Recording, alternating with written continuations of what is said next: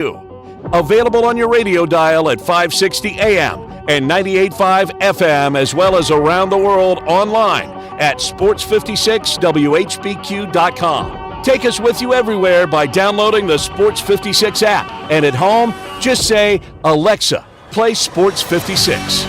Wherever you are, stay tuned in to real sports talk.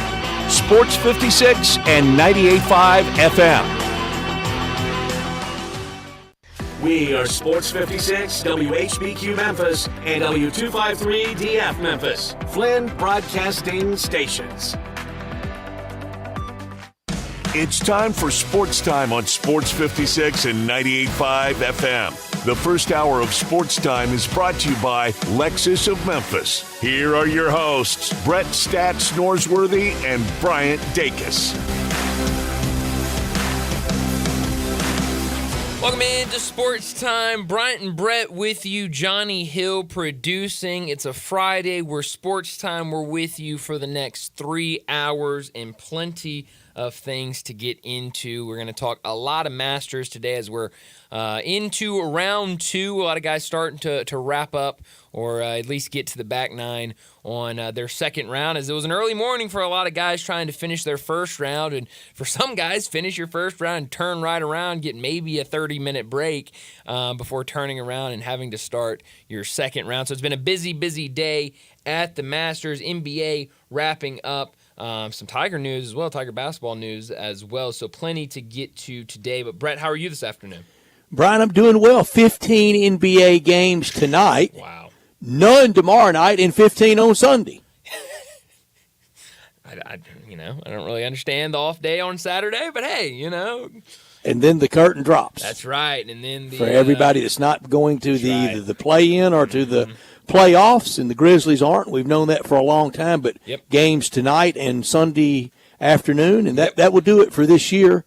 And next year at this time, we hope we're talking about being the 2 or 3, the 1 or the 2 or the 3 seed, 4 seed, and hosting first round in the playoffs like we've enjoyed the last 2 years. Absolutely, yeah. I mean, I hope we're having completely different conversations today, instead of just talking about NBA and what do the playoffs look like. I hope next year today's show consists of Masters and Grizzlies playoff talk, talking about where they could end up in the NBA playoffs. And I think we will be having those conversations because, I don't think you can, wish this upon anybody, but I think this team will be much healthier next year. You got to hope and think. And, if those stars are out there, I think they'll put themselves in a really, really good position to have a really good seed come the NBA playoffs.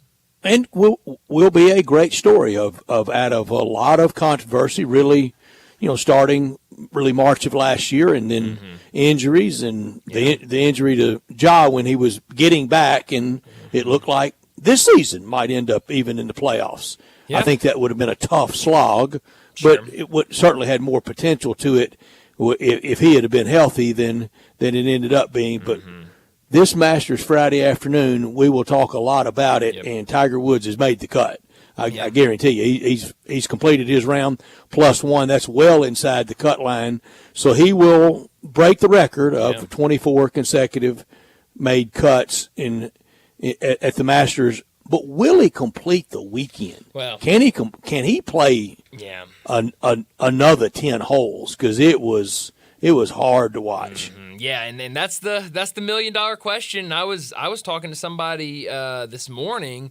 And kind of talking of, I thought the second round was gonna do it for him because felt like a jump ball. Didn't it? Man, I went in it. I'm watching this morning, and he finishes his first round, and then I had it on my iPad, and so I have it over here, and I'm doing work, and it feels like 30 minutes later, I look over, and here comes Tiger Woods getting ready to start round 2, and I was going, whoa, that is not a lot of time for anybody, but especially Tiger Woods and how his body is now. I thought today was going to be a struggle.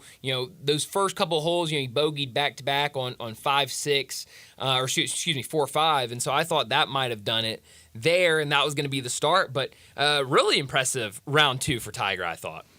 I thought so, too. It was one of the all-world great even par 72 rounds, +1 for the tournament. you'll never see the wind blow there on a pretty day like it has today. And really, right now is kind of peak winds. When I think about the winds there, I can hear Ben Wright from CBS from years ago, and he was the guy on 16 for a long time before Vern, and we know what happened to Ben Wright and what ruined his career was some very poor words. Sure. But he would describe the pine trees at Augusta National as the towering loblolly pines. Wow. And it was just beautiful how he would say it with that British accent. And they are whipping around today, and the everything, the beautiful magnolias out on the course, everything's blowing, and the sand in the bunkers on 18 is really made that green, if you can get to it, easier to putt. Yeah. No, you're right about that. It's almost they almost top dressed it with nature. Yeah, no, you're right, and that wind has been whipping around today. But Bryson DeChambeau, he's even for the day, but still in the lead at 7 under right now. Max Homa right behind him. Scotty Scheffler now 1 over today. He was tied for second, but just bogeyed 7. So a lot of familiar names at the top, but certainly going to be some talk into the weekend if a live guy is still at number 1 when we get into Sunday. Yeah, and I don't need anybody to crack on the live guys and their logos with whatever that was that Jason Day had on this morning. Oh, man, how about that? Stylish look. And what was that? I have no idea. I don't know. I mean, it made some of that look John Daly used to wear look traditional. Well, that's true. Yes, I always loved trying to figure out what John Daly was wearing out on a golf course when he would get out there. But no, it was an interesting look. But yes, it's different seeing all of the Liv logos. I'm trying to, I knew them. I kind of had them down when Liv first started. Don't have them down anymore. I don't. And so I kind of don't have them down. Try to look at the logo and go, well, what could that be? What is that logo? And it's about 50-50. Yeah, I don't have the Liv logos down. No, it's I don't know why you would. It seems pretty useless knowledge. If John Rahm has his way and Liv goes to 18 holes, yeah, don't we have to change the name? I mean, yeah, you would think that was the whole deal. Roman numeral 54. Exactly. Would we go to? Help me. LX. Don't ask me to help you. XII. Would it be Lixie? That's I don't know if we can call it that, can we? No, I don't think so. I don't know if we. I don't know about that. I think Liv. I think you just keep it as Liv. I think it's. But that is not 54 holes if you go to 72. If we're being honest, Brett, how many people when they hear Liv immediately think that that's the Roman numeral of what they're using? I think at first took me a while to figure it out. Yeah, I mean, I think most people are just like, okay, Liv, and then I think that's 72 LXXII. Yeah, that's it. Hey, your guess is as good as mine. I never got Roman numerals down. So 50 and 10 is 60 and 10 more is 70 and I is 72. Yeah. Sure. Why not? Those zany Romans. Yeah, what do they know? What are they sitting around? They had way too much time on their hands. Had too much time on their hands. Right. Too many toga parties, Johnny. Right. Too many. But no. It has been a fun day at Augusta National for the Masters, and hopefully it's a fun weekend. I like, I was worried one of these guys would kind of start running away with it in this round or maybe see it tomorrow, but, hopefully we keep that nice. And it doesn't seem like yesterday we were talking about, all the low scores and Bryson DeChambeau going out there 7 under in the first round, and, we could be seeing 20 under for the final score if this holds, but seems like today things are coming back down and kind of leveling out. We've got breaking news. Our friend John Harden texts me now that that's the first time he learned that that's what Liv was with 54. Look, I told you in Roman. I don't want to call anybody out, but numerals. Well, I mean but I don't want to call John out, but it doesn't surprise me that he didn't know that Liv was the for the Roman numerals. I honestly forgot about it until you reminded me, but. I guess now we know. All those new ones to get to 72. That's right. I think if you do change it, which I would be shocked if they did, I think you just leave it as Liv and just either hope that nobody remembers what Liv stood for and that it's the Roman numerals, or you're just paying tribute to the start. You're paying tribute to where you came from, and I think we're going to forget Liv soon when they get in with the tour. I think so. Wow, Bryson DeChambeau, back-to-back birdies. He's now to 8 under as he's starting to try to stretch that lead. I believe his is Smash Golf Club. I think that's his Liv team. He's part of the Smashers. I believe so. But don't quote me on that because I'm not positive. But it's going to be one of the regrets of my life not staying with my first inclination. Yeah, well, what and y'all are going to have to hear about it forever. I'm going to moan about it forever. What's Brooks? I haven't seen Brooks today. What is Brooks doing? Not today? Good. Yikes. Double bogey 12. I think got 1 or 2 back, but it's not good. +2, I think. Interesting. Nothing special. No, nothing special, but yeah, 2 over. 1 +2 over through 17. Yikes. Yeah. Well, that's T35. He'll make the cut. He'll make the cut. Yeah, he Maybe would. a big weekend, but And he could have he could have 2 -8s in him. He could go 64-64. He could. He could. I don't know if I'd put my money on it, but could. I haven't seen anything yet to indicate that he will. No, I'll be honest, and I had a conversation with somebody that I was sold. It was a lock. I wasn't gonna shy away from it. I was going to take Jordan Spieth. I was sold on it. He was my guy. He was gonna have a big week, and I was sold on him. And this friend of mine said, "Brian, don't do that. It's a bad idea." And I said, "No." That's a good friend. Jordan Spieth leads the Bryant Dacus metrics, and he of course asked what the Bryant Dacus metrics were. I don't really have I don't have any logic behind the Bryant Dacus metrics. It sounds good though. He fit the metrics, and he's 9 over, 2 over on the day. Really, really poor showing from Jordan. But he hit a shot on 18 to complete his first round this morning. He was as far left. I've never seen a pro over there. Good Lord. I guess he'd be there in 2 or 3. Well, I don't know. It was way over there. Jim Nantz even said that's kind of out of our range for the camera shot from up here. Wow. So Use your it was way over there. And he had a delicate chip over a bunker, and it was one of the great shots ever. But he looked like he was miserable. I said it during his heyday, during his great years. Mm-hmm. And I think we've already seen his great years come and go because he was never that long off the tee, and everybody's kind of zooming it past him. But he was, such a great putter and short game player and iron player and all that good stuff. But remember how fussy and demonstrative and talking to himself. And I thought, boy, let him get older and get a little bit yippy with the putter and some snakes in the head and scar tissue, and he's not that old now. No. But it kind of has happened. Yeah, no, it's been hard to watch him this weekend, in particular. I mean, it's just he doesn't. I mean, clearly he's not happy with what he's done out there. But you're right. He's just missing a lot, and I mean, it's just not been fun. And I've tried to avoid watching Jordan Spieth this weekend. There's much better golf being played out there. Yeah, there's a lot better golf being played. But Bryson DeChambeau and Max Homa and Scotty Scheffler are kind of the.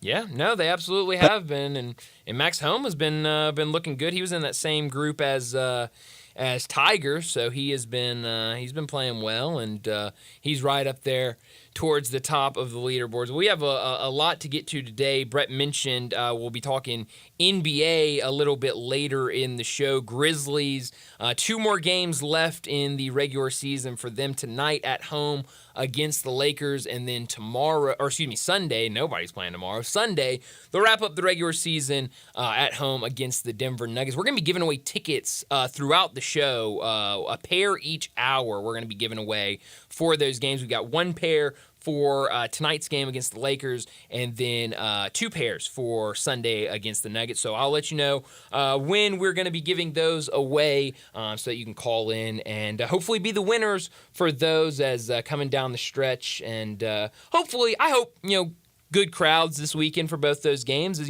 it's been tough for everybody. It's been tough for the guys that are out there. It's been tough for the front office. It's been tough for the fans. Lakers are in town tonight. Lakers are in town. I don't know. In uniform only. Yeah, I was about to say I don't know how many of those guys you'll be seeing. But maybe a final two kind of last hurrah for the team out there. And hopefully these two games are good. Hopefully the Grizzlies are competitive. The Lakers need a win tonight. The Lakers do need a win. They are they're locked in with the play-in, but if they can win tonight, maybe something else goes their way. Maybe they can do some reseeding and could get to that eight spot where Sacramento is right now. So certainly important games. Help me quickly, Bryant. So 7 and 8 play first. Yes, and whoever wins, that's the 7. Right. That's the end. That's the last game they play in the play-in, right? Correct. And then 9 and 10 play, and loser leaves town. Loser's done. That's right. Then those two winners play, and is that the end of it? Yeah, so the loser of the 7-8 game plays the winner of the 10-9, and then that decides the 8 seed. So, okay. So yeah, so we'll be talking a lot of play-in next week as that will be taking place next week, and then we'll get the actual playoffs off. It really could conceivably take out Lakers, Golden State, and Phoenix in one fell swoop, couldn't it? Well, one of those three teams would have to make it out of the play-in, but certainly two of them could be gone. I got you. Certainly two of them, and I guess for Phoenix, they still have an opportunity to get to that 6th seed. Need to do some winning with their last two games. We'll get back to this. Definitely. I need more clarity. Well, it's new. It's a fairly new concept still, Brett, and so it's hard to kind of keep up with. But let me set up today's show before we get to top and not top story of the day. In our next segment, we're going to talk a lot of NBA, what the playoffs scenarios look like right now. Grizzlies, their last two games tonight and then on Sunday. So we'll talk a lot of Grizzlies, a lot of NBA in our next segment. 3:45, we'll take another look at the Masters leaderboard, talk about what's going on there as they'll be closer to wrapping up the second round. And we'll be talking about the weekend. We'll be talking about the cut line. We'll do all of that at 3:45. 4 o'clock, Bruce Marshall from Vegas Insider, CBS Sports, and BAMSports.net. He'll join us, talk a lot of wagering, a lot to get to with Bruce. Got to get his thoughts on all of the coaching hirings and guys leaving different schools in college basketball, but we'll also hopefully get some picks for him for baseball, maybe even the NBA. 4:30, Trey Schapp from 103.7 The Buzz in Little Rock. He'll join us. Got to talk about Cal to Arkansas, what that means for the Hogs, what the excitement level is like in Little Rock for Arkansas basketball. But also, we'll have to talk the Masters as his podcast From the Short Grass will talk a lot of golf with Trey as he is certainly in the know when it comes to golf. 4:45, we'll get to big number of the day. 5 o'clock, Dan Reardon will join us from KMOX, one of their golf reporters up in St. Louis, to talk more Masters. 5 o'clock, we'll have a much better idea on what Saturday will look like for the Masters. So we'll talk a lot of Masters at 5 o'clock. 5:30, we'll get to what's trending, and at 5:45, we'll wrap up today's show like we always do with Taco Bell Crunch Time. Let me remind you, we're in our Family Leisure studios where family and fun come together. Head over to Family Leisure right now for factory direct pricing on swimming pools, spas, and patio furniture. It's patio season. Come by Family Leisure and check out the new 2024 patio furniture sets. Pool season, it will be here before we know it. Buy now and get in line for your pool installation and get pre-season pricing. Save $1,000 to $5,000 on all spas and swim spas. Also, special pricing on all in-stock saunas, theater seating, pool tables, and outdoor kitchens only at Family Leisure, 2120 Whitten Road, just north of I-40. Produced by Johnny Hill. We're Sports Time, and we're with you until 6 o'clock, and we want you to be a part of our show. You can text us at 901-360-8255 or call, and that's the Sissy's Log Cabin text and call line. All our guests will appear on that line as well at 901-360-8255, the Sissy's Log Cabin guest line. This hour of our show brought to you every day by Lexus of Memphis at 2600 Ridgeway and online at lexusofmemphis.com. Great offers on all 2024 models and always special leasing option. Drive in luxury and confidence knowing that every new Lexus comes with complimentary first and second maintenance services. Call them at 901-334-9673. But stop by Lexus of Memphis, the only Lexus dealership in town at 2600 Ridgeway, and put yourself in the driver's seat of the all-new 2024 flagship LS500.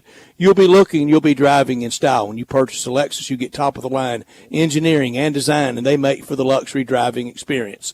Online at lexusofmemphis.com. Experience amazing at Lexus of Memphis. Top story of the day. Well, my top story of the day, it's got to be the NBA as the playoffs, they're right around the corner. And still some jockeying for seeding in both the West and the East. Right now, Denver has the lead for first place in the West, but both the Timberwolves and the Thunder are only a game back. And as you go further, we still have some changes. Mavs only a game back of the Clippers in the 5-4. Pelicans 2 games behind Dallas, so it'd be seemingly pretty hard for them to jump into the 5, but the Suns right behind them in that 9 games back in the 7, so they could jump and get the 6, and then 8, 9, and 10, all 11 games back with 45 and 35 records. So a lot could happen over these last 3 days in the NBA, but only games played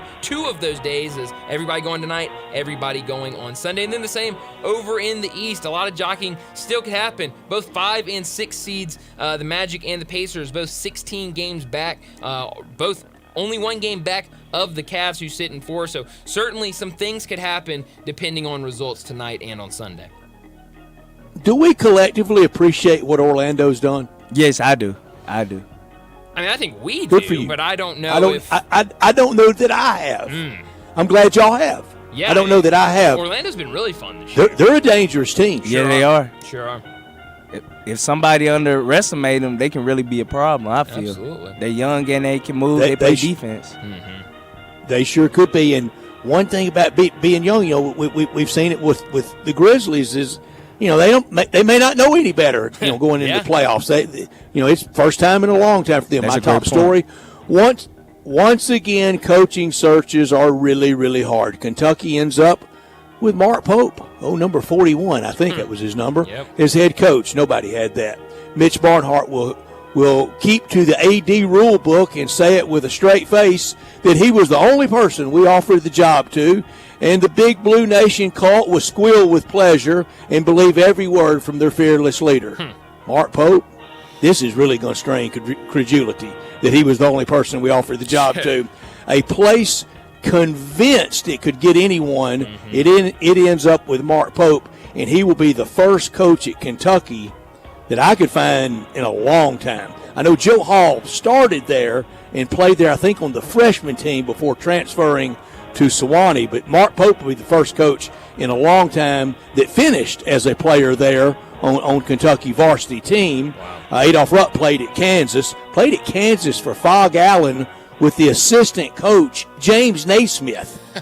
Very nice. 2, I guess, good people to be under. Not top story of the day. Well, my not top story of the day, it's got to be Memphis basketball and their offseason. Jason Munns tweeted out about an hour ago talking about some visits happening this weekend. It was reported earlier that Arturo Dean, a transfer from Florida International, would be taking a visit, I believe this weekend, but definitely soon. But also Jason Munns talking about North Texas transfer Aaron Scott, who will be on a visit this week, and also John Buggs III will be in a visit next week. So it's about to get really, really busy for the Tigers as they continue to try to put together the pieces for next year's roster. Because when you look at it, I mean, it really is. It's hard to look at what the roster is right now. When you look at guys coming back, only one really somewhat committed. We heard down the stretch of the season, Nicholas Jourdain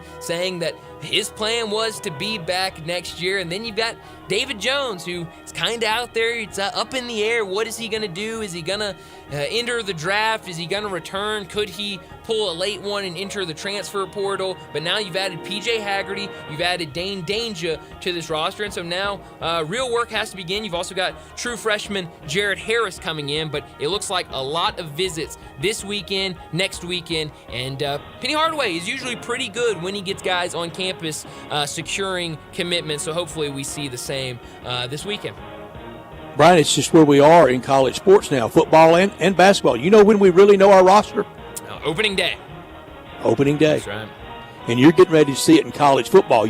We get through these spring games, we get through the spring semester, have that period between the end of classes, spring semester, and when most everybody reports back Memorial Weekend to start the summer work.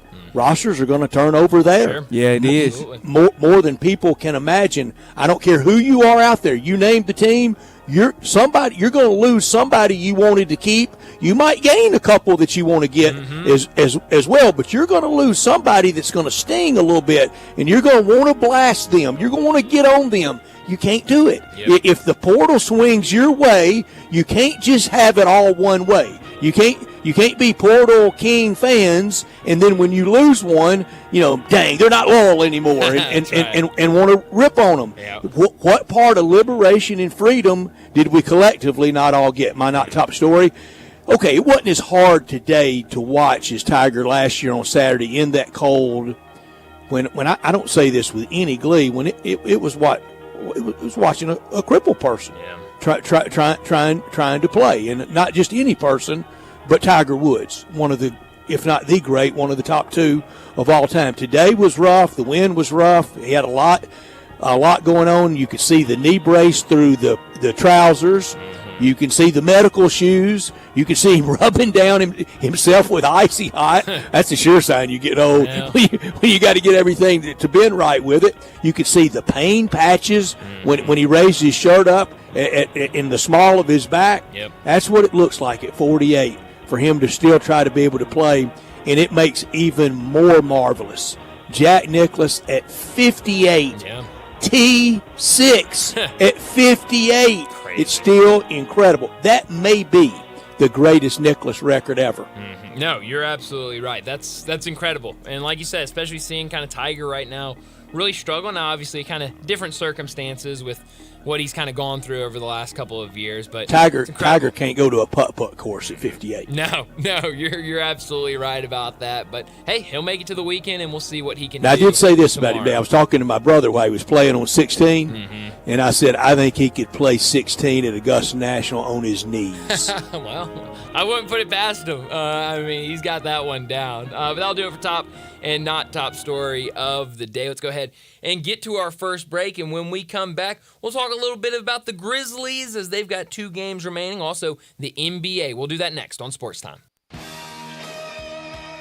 Add a little fun to your lunch break. Join Johnny Radio for Sports 56 Happy Hour from 11 to 1 every weekday on Sports 56 and 98.5 FM.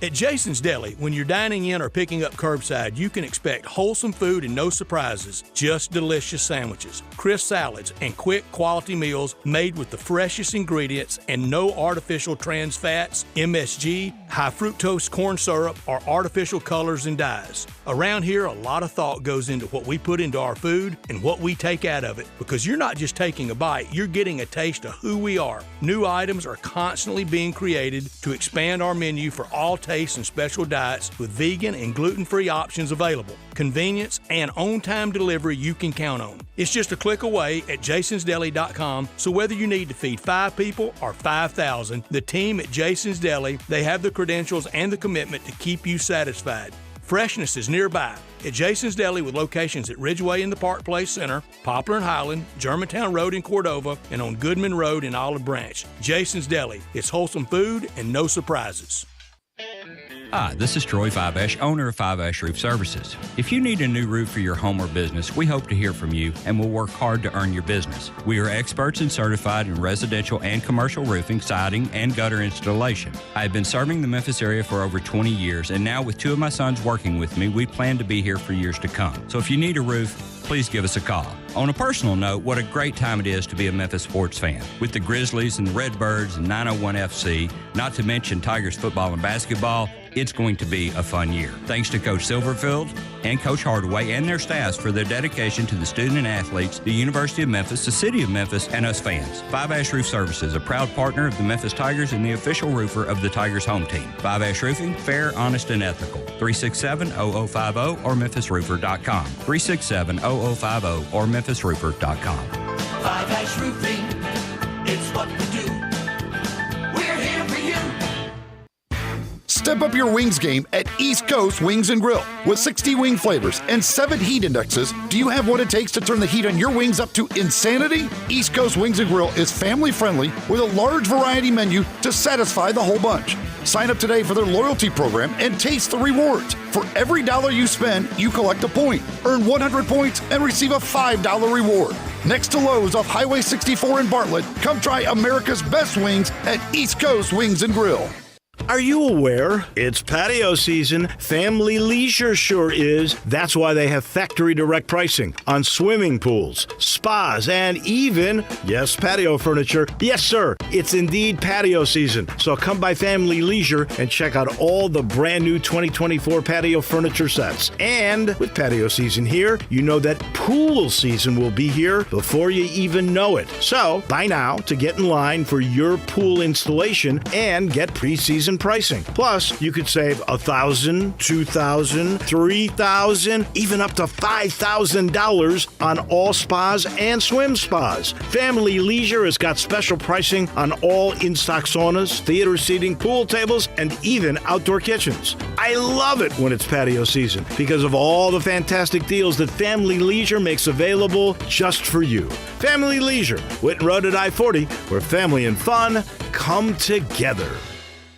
Hi, folks, the Chevy Sheriff with good news for car and truck buyers. The Sunrise Chevy Ranch has acres of new Chevys and GM certified in stock, ready for immediate delivery. A $6 million used car inventory and cars and trucks for every budget, and a lot specializing in cars and trucks under $99.95. If you've been turned down by another dealer, see us at Sunrise. We specialize in financing, and SunriseMemphis.com is home of guaranteed credit approval. Cars and trucks may not be free, but at least they're affordable at Sunrise. Together, let's drive to the Sunrise Chevy Ranch, 385 in Houston, Levy, and Collierville. This Sports 56 traffic report is brought to you by Luttrell Belting. They keep you moving. Sports 56 traffic. Good afternoon. Despite a couple of EMS calls in the last few minutes, looks good right now over here. I-40 up by Warford, Hollywood, as it starts to get a little bit heavier on 240 East there at Poplar. We're keeping an eye on it for you. It's been slow like this for the last couple of weeks. 55 wants to get a little bit heavy. It's been that way on and off for the last hour. 55 coming across the bridge over from West Memphis.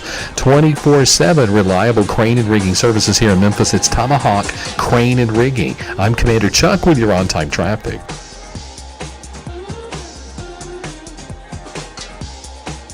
Now back to Sports Time on Sports 56 and 98.5 FM.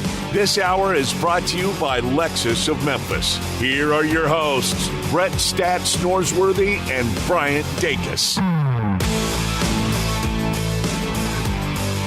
Welcome back into Sports Time. Bryant and Brett with you in our Family Leisure studios. We got to talk some NBA as we're coming down the home stretch of the regular season. The Grizzlies, they're in action tonight against the Los Angeles Lakers. 7 o'clock tonight at FedEx Forum. I mentioned it earlier, but we have a pair of tickets for tonight's game to see the Grizzlies versus the Lakers. Really good tickets. Let's do, since this is the second to last game of the regular season, let's do second caller. How about that? Call into the Sissy's Log Cabin listener line, 901-360-8255. That's 901-360-8255. Second caller, you're going to Lakers and Grizzlies tonight. I hope we get a lot of callers because I hope that it is a good crowd tonight. I hope people are wanting to go tonight to kind of, just a couple last hurrahs for this team. It's been a hard season. It has been a lot of injuries, and so I hope we can send them off with a bang this year. 901-360-8255 for tickets tonight for Grizzlies and Lakers, and almost that's in a nutshell what a difference a year makes. A year ago, that was the first round playoff series, and remember, I was wanting the big bad Lakers. You were? I got them. Well, you got them, and it didn't work out for the Grizzlies. But, very different circumstances now. I mean, the Grizzlies are just trying to get to the end of the season, and for the Lakers, they're trying to position themselves to get into a good position for the play-in games. I mean, I don't think after last year, I don't think the Lakers wanted to be back in this situation where they're in the play-ins, but it's where they're at. And, if they win tonight, I think it puts them in a little bit of a better position going into Sunday, certainly. And if they can get a win there, it really puts them in a good position to maybe get out of that 9-10 spot. And maybe then you can have that opportunity to either win and in or lose and have that, second game to fall back on. 901-360-8255 for tickets tonight. And we will have tickets to give away also for Sunday. Yep. Used to at Busch Stadium on the last home game of the year, the organist would always play Old Lang Syne. I don't know if we're going to get that tonight or Sunday afternoon at the Grizzlies game, but this is it, and got to finish it out tonight and Sunday. Do we know what the Lakers what they're really going to roll out there tonight, or we just suspect it's going to be a token lineup? Yeah, I don't know. It might not be. It might be a fine lineup with, kind of need the wins if they do want to try to get a couple of spots ahead. But I think everyone's just kind of assuming. I haven't seen like an injury report yet, but I honestly haven't really been looking for one. So I don't know. Sunday, the Lakers play in New Orleans against the Pelicans. I would think tonight would be the go for it than Sunday. Sure. Oh, absolutely. Because just with every passing day, you're getting closer to having to play that game next week, or maybe jockey around and move a couple of seed positions. Yeah. So you would think, but I guess we'll have to wait and find out tonight. And you look at New Orleans, and they're right there in the 6, but they're only a game ahead of Phoenix right now, who sit in the 7. And so, if the Pelicans lose, they could very well move down into the play-in game. So they're certainly going to want to win these last 2 games. So it's going to be interesting. But I think if you're the Lakers, I think you throw everybody out there tonight and try to get up to that 8. Okay, so 7 plays the 8, and the winner is that designated 7 seed. Bingo. 9 plays the 10, loser's done. Winner of 9-10 plays defeated in 7-8, and they're the 8. Bingo. Got it. Exactly right. So it's fun. I remember all of us kind of questioning it when it first happened, but then immediately after that, you see it 1 year, and I think everyone was kind of hooked after that. It's fun. It makes it really entertaining. Just like the NCAA tournament in Dayton, I don't know, wasn't that stridently opposed to it, but wasn't real enthusiastic about it, and then then learned to like it. I think I've learned to like this. And last year we saw a team in, have we seen more than one team come out of that round to the finals? Yeah, well, didn't the Heat come out of it last year? The Heat did. I know the Heat did it last year. Has anyone else ever done it? The Lakers. Came out playing. Exactly. The Lakers. They got just to the Western Conference Finals, though, right? Yes. So, but did they? No, not the year before. Yeah, so maybe just Miami. Yeah. Yeah, but we know Miami, it really catapulted them last year. So as the standings are today, Phoenix is a 7, Sacramento is the 8. If Sacramento beat them, then Phoenix would be in must-win against the defeated team of Golden State and the Lakers, the winning team of Golden State and the Lakers, with one of them already out. And the scenario, you're right. So one of those 3 big-time teams will make it to the next round. Sure. But the potential for 2 out of those 3 not making it really exists. Yeah, and so, it's... I say good stuff. You've had since October. Good stuff, and if you're viewing it from the NBA's perspective, it's good stuff for that 1 or 2 nights, that couple of days building up to it, and then after that, if you lose Warriors and Lakers, it's not as much good stuff. Then you're talking about LeBron out, all that whole Golden State dynasty out, Steph out. I don't know if the NBA wants that. And you're going to have a real central time zone theme to the Western Conference Finals. Minnesota, the 2 seed, that's where they play. That's where they reside. Oklahoma City, the 3. Dallas, the 5. New Orleans, the 6. Yeah. I like that. I'm all for that. Well, it's same time zone. Yeah. But it's not as many people as the right and left coast. No. And Adam Silver wants eyeballs. Sure does. Do they? Or do they just want good competition? It falls out however it falls out, and you let all the TV rating sites duke it out. That's a good question. I think you always want the best product. And I know they don't mind if it was Sure. Lakers Celtics. Sure. That would probably be first order of business, but I don't Absolutely. buy any conspiracy at all to just none. I think they're fine. However it falls out. I think they're doing fine, and whatever happens, happens. Dodgers Yankees World Series, fine, but Sure. when was the last time it happened? Oh, that's a good point. Good point. But no, it's gonna be a lot of fun tonight. You've got a lot of really interesting scenarios on both sides. We're talking a lot about the Western Conference, but the Eastern Conference as well.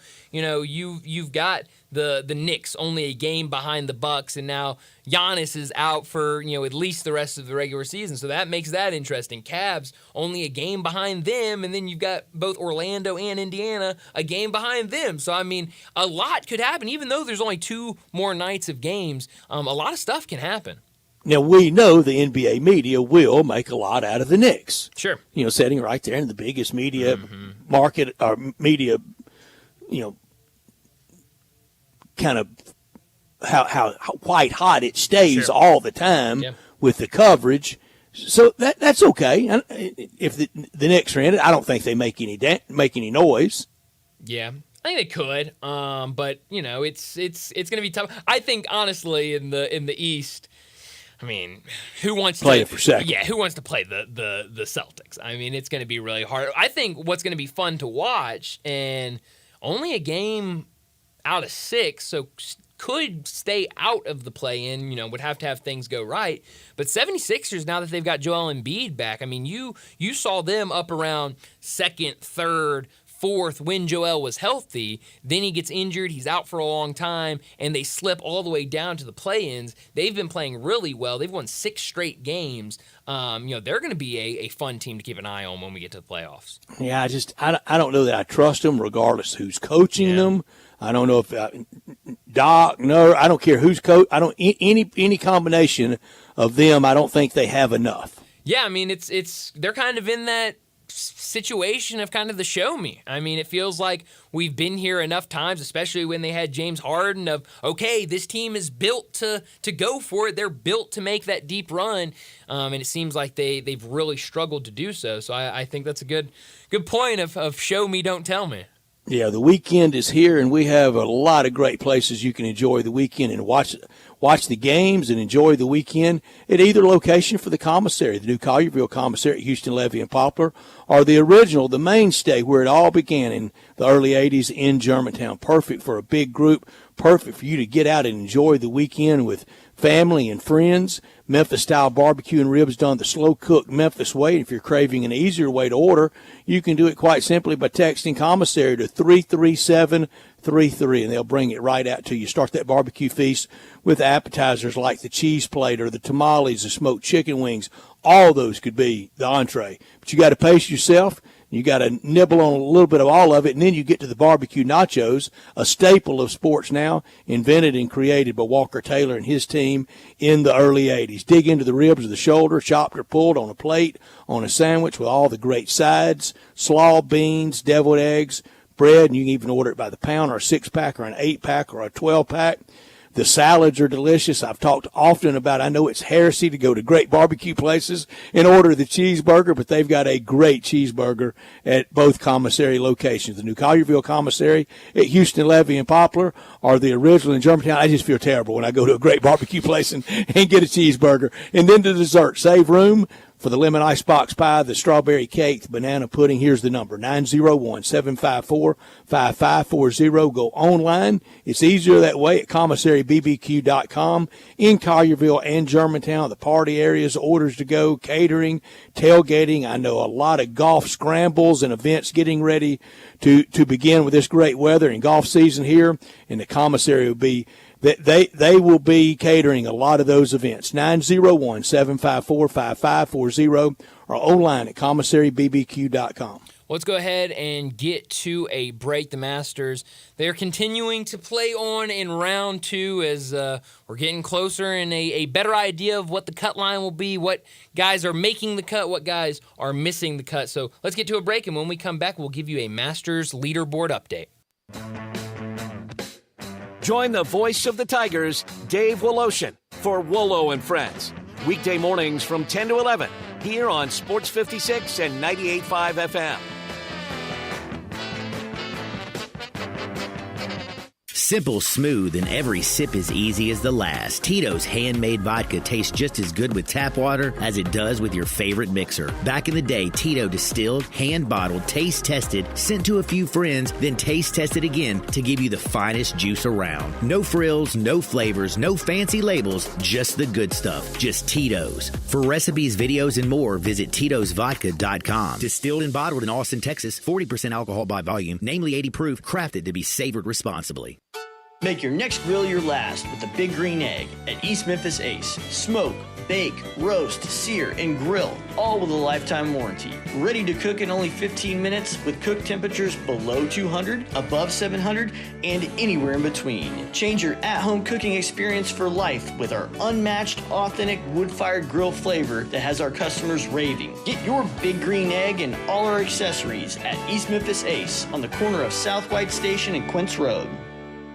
We all hear the radio ads about the IRS. They tell you to be afraid, to be scared, and they try to frighten you into calling. I'm not here to do that. Tax Relief Advocates is different. TRA is here to tell you that if you owe money to the IRS, whether it's $5,000, $50,000, or $500,000, we have a solution. It doesn't matter if you're sitting in your car, at work, or with your kids. No matter where you are, call now. 800-583-5795. Don't lose hope. TRA can eliminate or reduce what you owe to the IRS. There is zero risk to you. If we can't reduce your tax debt, then you pay nothing. Our passion is taxes and helping individuals fix their IRS problems. We have a 5-star rating on Google and an A+ with the Better Business Bureau. You don't need to be afraid of the IRS any longer. End your tax nightmare today by visiting us online at TRA.com or call 800-583-5795. That's 800-583-5795. Tax Relief Advocates. Real solutions for real people. Hey, what's up, everybody? This is your buddy Johnny Radio. I'm here with Mark, the owner of Dyer's, out in Collierville's historic town square, where they've been cooking up them burgers since 1912, the old-fashioned way. Mark, what's going on in life? I see you got your 4 kids with you.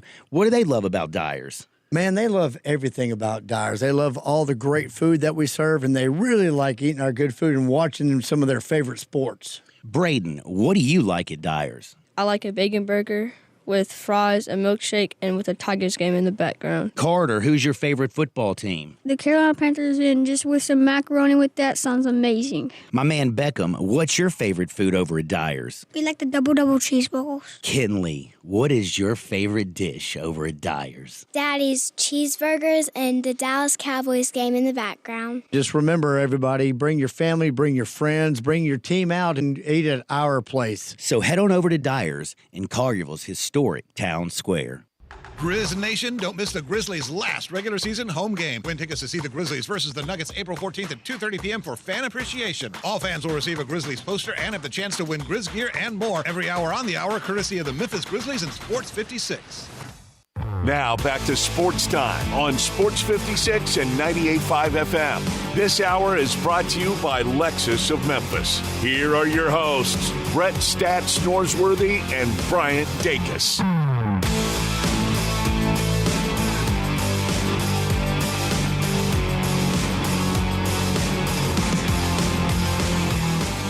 Welcome back into Sports Time.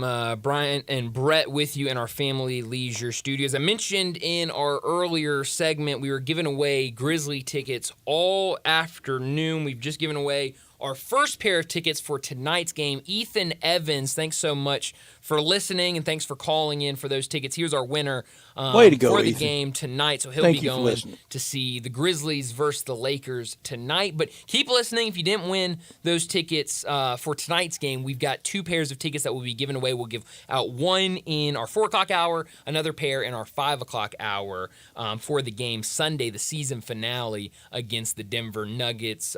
So that will be a lot of fun as well. But we've got the Masters still going. And man, Brett, we talked about it earlier, but you cannot see, you really can't watch the Masters right now without seeing the wind. I mean, the wind Unreal. is going. It is crazy.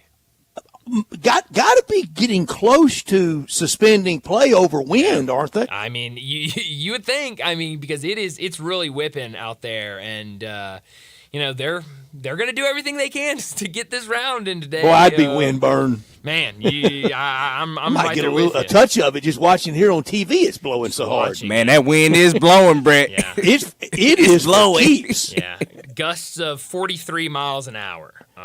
Ooh, I don't know what the choke point is on suspending play over wind on one of the most beautiful days you'll it's been ever beautiful. see. It's beautiful, but winds at 20 miles an hour, gusts at 43. I mean, good Lord. And you can see it watching just the Masters on television. You can see it. I certainly am glad I'm not out there with all that wind. It's got to start affecting scores, doesn't it? Sure. And maybe that's where you've seen some of the some guys are missing putts that you think they should make. I mean, I've seen several just in the last couple of hours where even the golfers are looking at it confused. Like, how did that not go in? How did I not make that? How was that a couple inches off? And then when you get to 12T. Oh, man.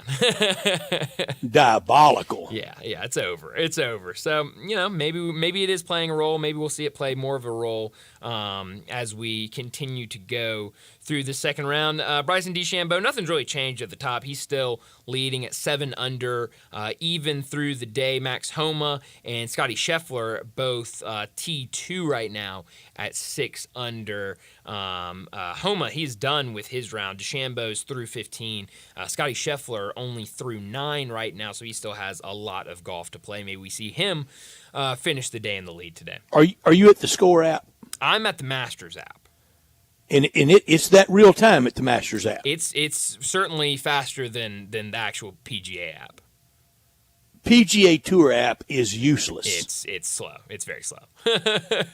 That's why during the Masters, I only use the Masters app. I mean, that is my go-to. And during the Masters, again, what they just get everything so right. Mm-hmm. Now, their Twitter feed will shut down Sunday night at about 10 o'clock. Sure. After the perfunctory last picture of holding the trophy and having the green jacket on, you might not get another tweet from them until kind of the world sectional in Taipei and the automatic qualifier there come August. Right. I mean, it does not bombard you, but during Masters Week, it's just all kind of meat on the bone. You get so much good stuff. Mm-hmm. No, and they're, like you said, they're very active. I think I went on there, maybe it was yesterday, to see like what time they actually started play or if they had any updates on, what time they were going to play at, whatever.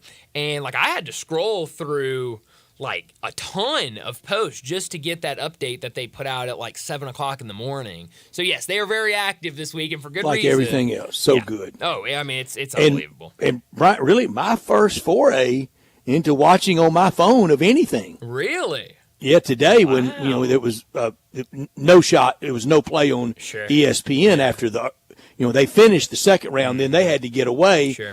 And frankly, and I love the Golf Channel and their coverage, but I just had enough of the practice area and retrospectives and walk down memory lane. I wanted to see shots. Yes, I want to see the live action. And I hardly can take another Wright Thompson tribute. I want to see shots, and so on my phone I was watching on the app. Wow, yeah, they've got a ton of different angles on their app, and also they've got. I'll be streaming through the Hulu and the Roku soon, won't I? Wow, I mean, hey, you're well on your way right now. You're close, Brett. You're getting close. It'll mark the 10,712 thing that I was never ever going to do that I did. That's right. Yeah. I love it. Yeah. No, I'm telling you, Johnny, streaming's going to break Brett eventually. It's taken a while, but it will eventually break. And then both of us are going to have to be at his house. Yeah. Oh, yeah. To set everything up. And setting everything up. And maybe working the remote control. Yeah. Yes, no chance he would be able to figure out. But yeah, you're right. I mean, the Masters app has you covered. They've got featured groups, Aiming Corner, holes 15 and 16, the regular broadcast, holes 4, 5, 6. They even do Masters on the range early in the morning. And then they have what they've been kind of throwing out there, trying to get everyone on, called My Group, where you can go and you can like favorite Build your own. and you build your own, and they'll save all the video. I built our guys. And stuff. Really? Oh, so you can keep an eye on all of our guys. I was keeping a close eye on our picks yesterday. I've not done as good of a job today at keeping up where everyone's at. Looks like right now all of our picks will at least make the cut. Well, hey, thank goodness. That's positive. That it's real big because I was telling Johnny earlier, in a double pay week to have that big goose egg that will hurt. That sits there looking at you toward the PGA the next time, in a month till you can really get it back. But Bryson DeChambeau out there at number 1. I can prove to you, Bryant, I locked in DeChambeau on the Masters app as one of my picks, and I still have him sitting up there. Oh, right, you got to get rid of that. I mean, that's just and just choked when it came pick time.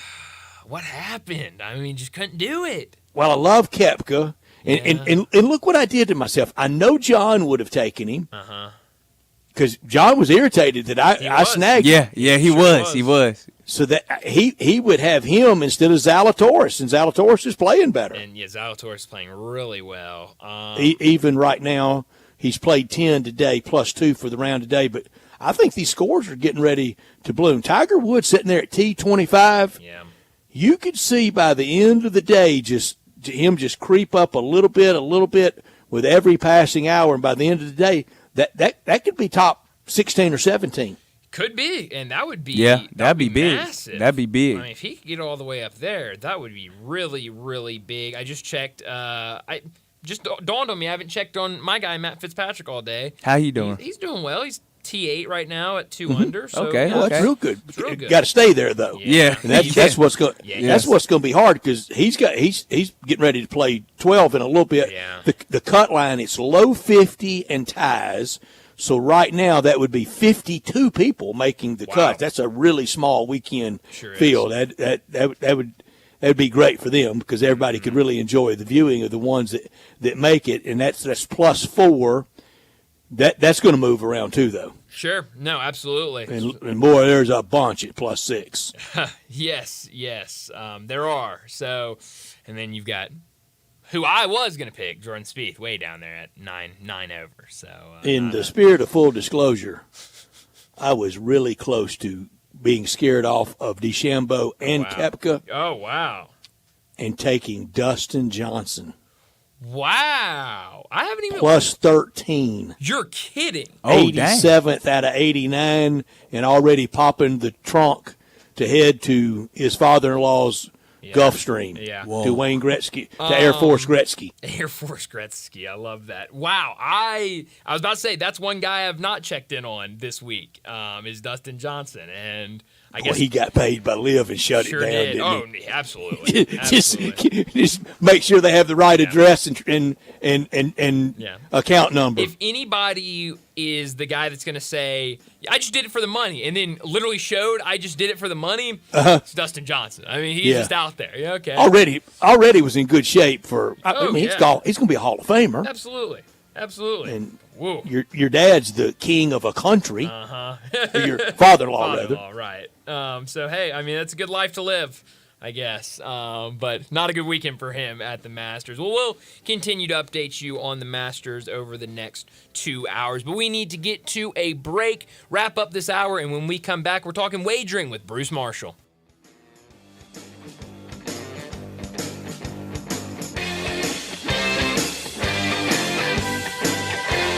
You or someone you know or care about has dealt with a difficult divorce. When facing divorce, you need the attorneys at Rice Law. Nick and Larry Rice lead the firm with 3 generations and 7 decades of experience. Located in Memphis, serving the entire state of Tennessee and North Mississippi. Rice Law is who you need to call. Simple or difficult divorce, they know how to handle it. Call Rice Law at 901-526-6701, or for more information, visit them at aboutdivorce.com. That's aboutdivorce.com. Nestled in the heart of East Memphis, located corner of Park and Cherry, is a beautiful residential neighborhood. I'm here at Town Village Audubon Park interviewing a new resident, Carolyn. Share with us why you chose Town Village. Well, if your parents or special friends need to make that big move, let me share with you my experience. It was tough for me to leave home, but then I discovered Town Village. I would like to highly recommend Town Village to you and your loved ones. After looking at all the amenities and meeting all the people and staff, I was hooked. From restaurant, bistro, 3 meals per day, housekeeping, transportation, security, health care, physical therapy, exercise room, and even a heated pool and spa. Come see us and make your new home at Town Village. Visit us and call Daniel at Town Village Audubon Park at 901-374-7342. There's no place like home, Town Village. Step up your wings game at East Coast Wings and Grill. With 60 wing flavors and 7 heat indexes, do you have what it takes to turn the heat on your wings up to insanity? East Coast Wings and Grill is family friendly with a large variety menu to satisfy the whole bunch. Sign up today for their loyalty program and taste the rewards. For every $1 you spend, you collect a point. Earn 100 points and receive a $5 reward. Next to Lowe's off Highway 64 in Bartlett, come try America's best wings at East Coast Wings and Grill. We're going abroad for the first time in years, to Spain. So we started using Babbel. And started learning Spanish fast. With Babbel, you can start having conversations in another language in just 3 weeks. ¿Cómo te llamas? ¿Cómo te llamas? When you learn a language, you want to actually use it. Babbel is designed with that goal in mind. In just 3 weeks, we're starting to have conversations in Spanish. Gracias, Babbel. Babbel, language for life. Now try Babbel for free at Babbel.com. That's Babbel.com.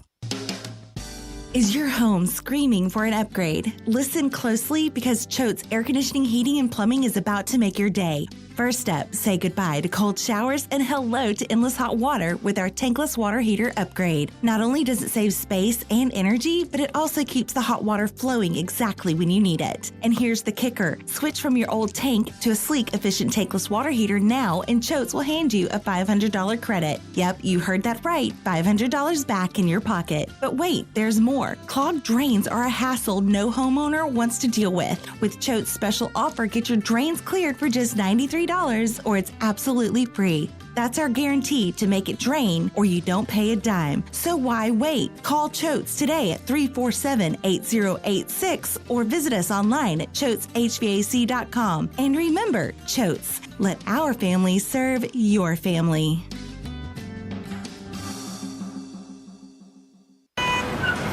Sports 56 traffic. Good afternoon. I'm watching a movement right over to the side on 240 East here at Bill Morris, where it's already starting to get heavy on 240 East, trying to get up past Poplar. Give yourself a little bit of extra time over here on this side of town. It's cranking up now through Midtown like it normally does for Friday on 240 southbound as you come past South Parkway. As you continue south of Memphis, it's looking good right now. 55 down through DeSoto County. Weimer's Jewelry, they're located 7525 Highway 64. They are your full-service family-owned jewelry store here in Memphis. I'm Commander Chuck with your on-time traffic.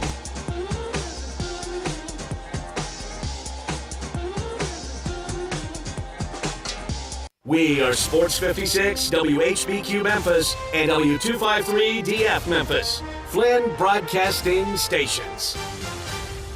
Joining the guys every Friday is college football historian and Vegas legend Bruce Marshall from Vegas Insiders, CBS Sports, and his own website, bamsports.net. With over 30 years on Memphis radio, with handicapping and sports talk, here's Bruce Marshall with Bryant and Brett.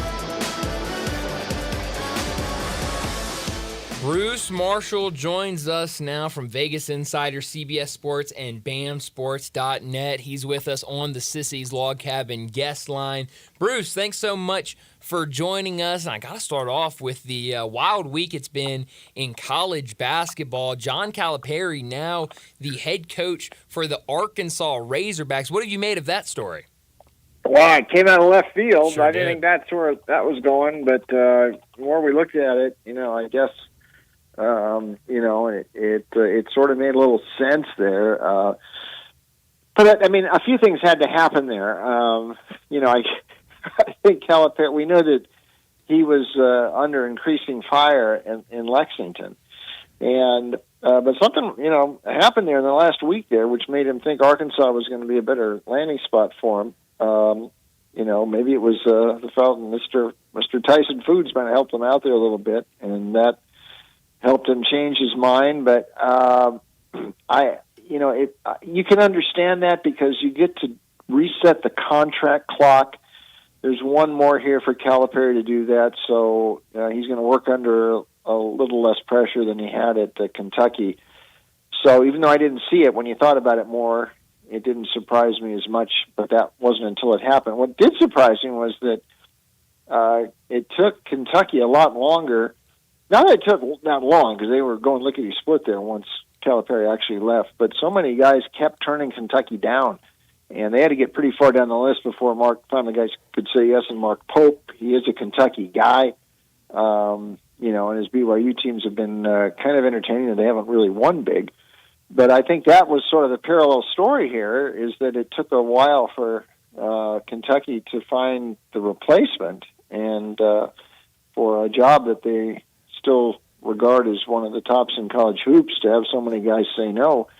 That's a little bit of a slap to Big Blue Nation, I think. Yeah.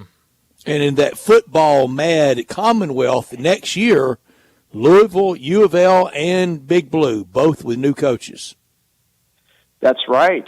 And, Louisville made the switch to Pat Kelsey, who I like that hire, too. We'll see how this works with Pope.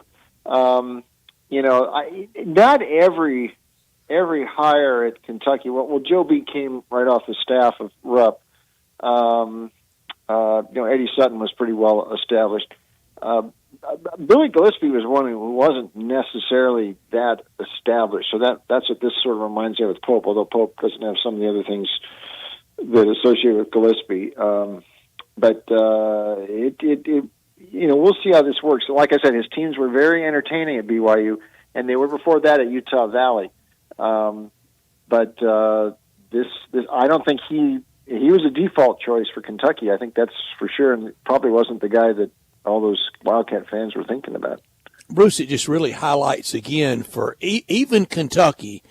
So many fans are convinced that we can get anybody we want, when really it's not the case. A lot of people use them to get a better deal. Some people used Arkansas. I know Hunter Yurachek said that John Calipari was their first choice, and we know that's not the case. Chris Beard, Jerome Tang both turned the job down pretty flatly. But you can't get anybody you want, and every fan thinks that. Yeah, you're right, and it also goes, and this goes with player-wise too. I think Kentucky's always thought they could get any player they want as well. But in the era of nil, that's changed, and Kentucky doesn't have some of those edges it had years past in getting that top blue chip talent in it. They've got history, but it's all not as easy. But this is a little bit of a slap to Kentucky too, because and Pope might turn out to be a good hire. He might turn out to be a very good hire, but like you said, there's a lot of guys turned him down, just like a couple turned down the Arkansas job, and a lot of guys turned down the Kentucky job too. We'll just have to see where it goes. I think Arkansas definitely came out with the better deal of this, though. They got John Calipari, and Kentucky no longer has John Calipari. But what John Calipari are you getting? He coached at Memphis for 10 years. He coached at Kentucky for 15 years. He's not getting close to either one of those at Arkansas. What is success for John Calipari at Arkansas, Bruce? He's got right off the bat, he probably has to get in the tournament next year. Within a couple of years, he's got to do at least as good as Eric Russman did, and that would mean a couple of Elite Eights. I think if he doesn't get there, this is going to be deemed a failure. Because before this past season, when things sort of unraveled, and they did have some nil issues there, I believe, too. Musselman looked like a great fit there. And though a lot of us knew that he would, burn brightly for a while, and then after the fourth or fifth year, things might go sour a bit. But he's got to do at least as good as Musselman did. And frankly, Arkansas hired him to win a national championship, so that's going to be the ultimate goal. I don't think they get there. If you're getting it's not going to be quite as easy for Calipari now as it used to be, because a lot of, like I said, the nil is out there with a lot of these schools right now, and it sounds to me like he's really sort of leaning on the nil now, and we'll see how that works out. But no, you're 65. That's my age, and I know I don't have as much energy as I had 15 years ago either. So you're getting the modern Calipari, not the vintage Calipari from years past.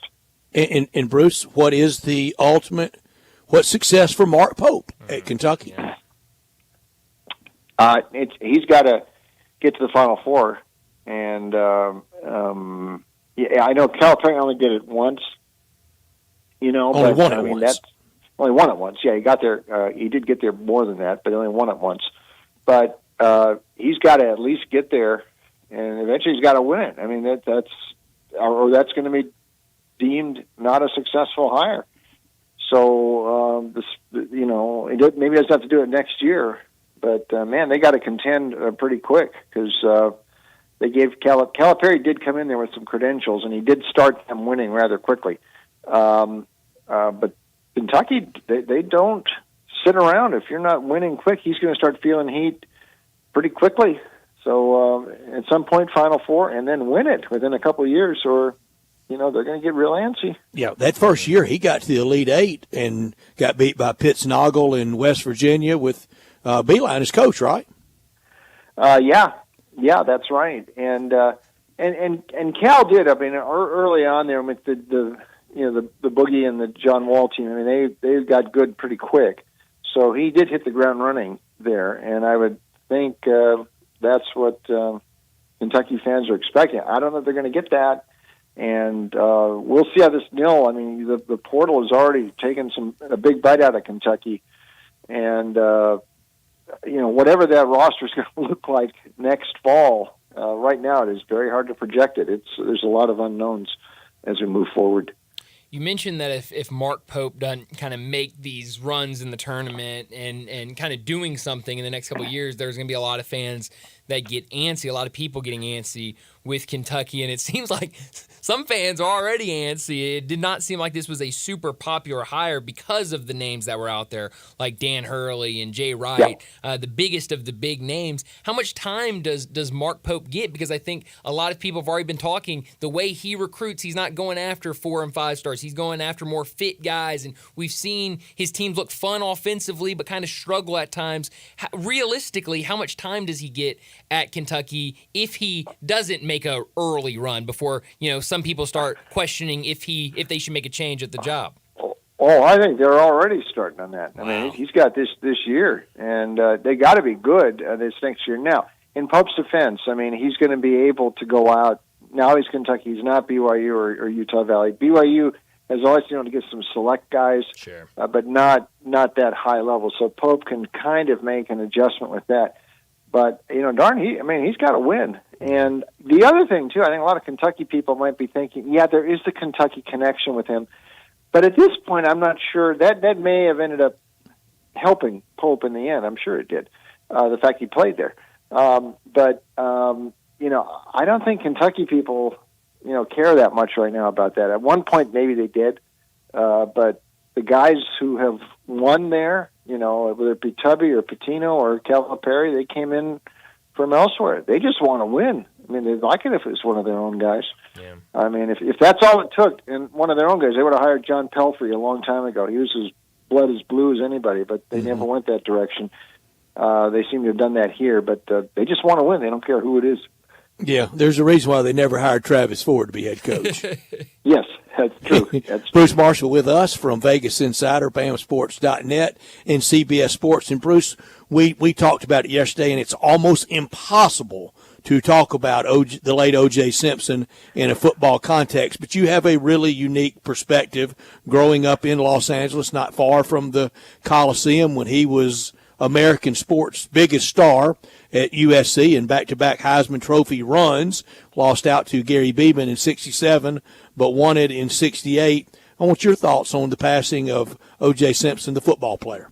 Yeah, thanks, Brett. Yeah, no, I'll kind of limit it, just like you said, to the college O.J., because there's so many different chapters in his life that are all worth a lot of examination. But in college, it was a different era then, but OJ was still rather unique. And I will say this, just in a college football sense, he's the best college running back I've ever seen.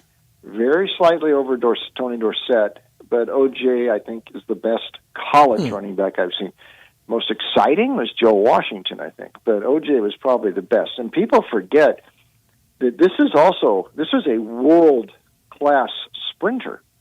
In fact, he was known at SC. He actually enrolled at SC out of JC, San Francisco City College, the spring of '67, so he could run track at SC, which won the national title that year in track, like they did a lot in those years. He was part of a world record 4x100 yard then meter world record relay team, and they set that on the NC2A title meet at Provo at BYU in 1967. World record 4x100 was OJ. Earl McCullough, who also played football at SC and in the NFL with the Lions. Lennox Miller, who medaled in a couple of Olympics in the 100 out of Jamaica, and Fred Culler. So, I mean, he's part of a world record 4x100 meter relay team. That is elite level speed, and that's what he brought. The other thing about OJ which made him different, I mean, a lot of guys have gained yards, but it was the manner he did it, and the way SC was winning games, and that's the other thing. He literally rescued SC a lot of times, and it wasn't when SC was contending and even winning national titles in '67 and number one for most of the year in '68. They weren't, for the most part, they weren't just killing people. It wasn't, Kirby Smart in Georgia, winning games 56-7. They were close, and a lot of games OJ had to make the plays to bail out SC and really rescue them. It's like James Bond sort of. Of course, the UCLA game in '67, now that got magnified a bit more because you didn't have as many games televised in those days. That game happened to be nationally televised, and OJ had a couple of touchdown runs, including the long one to win the game in the fourth quarter. So dramatic. And that enhanced it. But almost the entirety of the '68 Heisman year for OJ, they were in trouble in most of their games at SC, and darned if he wasn't the guy making the big plays and runs at the end of the game to bail out SC. That I think, as much as anything, added to the drama. And the fact, he was in L.A., and he was getting a lot of publicity. He was very receptive to all the Hollywood stuff.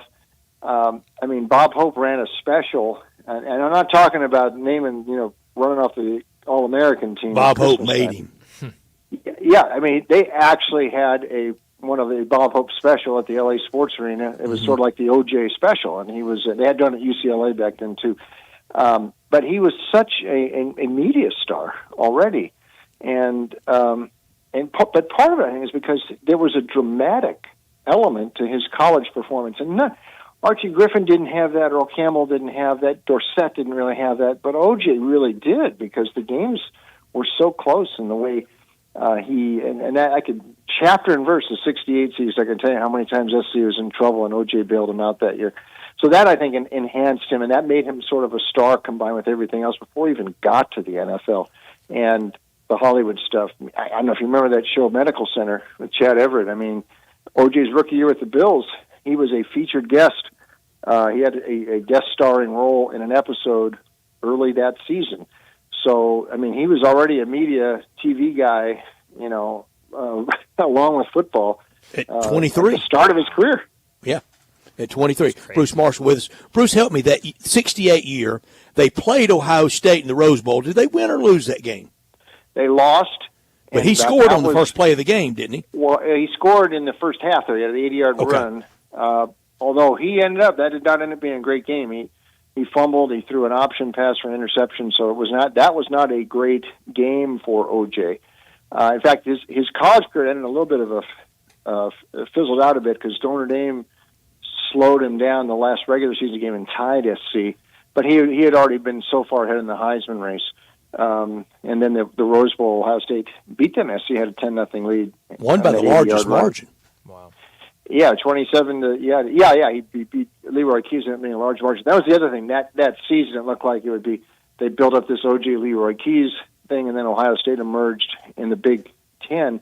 to knock Purdue out of first place, and then it was suddenly Ohio State. But SC that year, the opening game against Minnesota, the game against Stanford, the game against Washington, the game against Oregon when OJ was slowed a bit, the game against Oregon State, the UCLA game, all those games were some heroics from OJ to bail out SC, and that was truly unique. I've never seen a running back deliver in the clutch the way OJ did. It was truly remarkable. And this is from a guy who was not a big SC fan. And I saw his first game in September of '67 against Washington State. I was actually there at the Coliseum, and then I watched him again in '68 against Cal.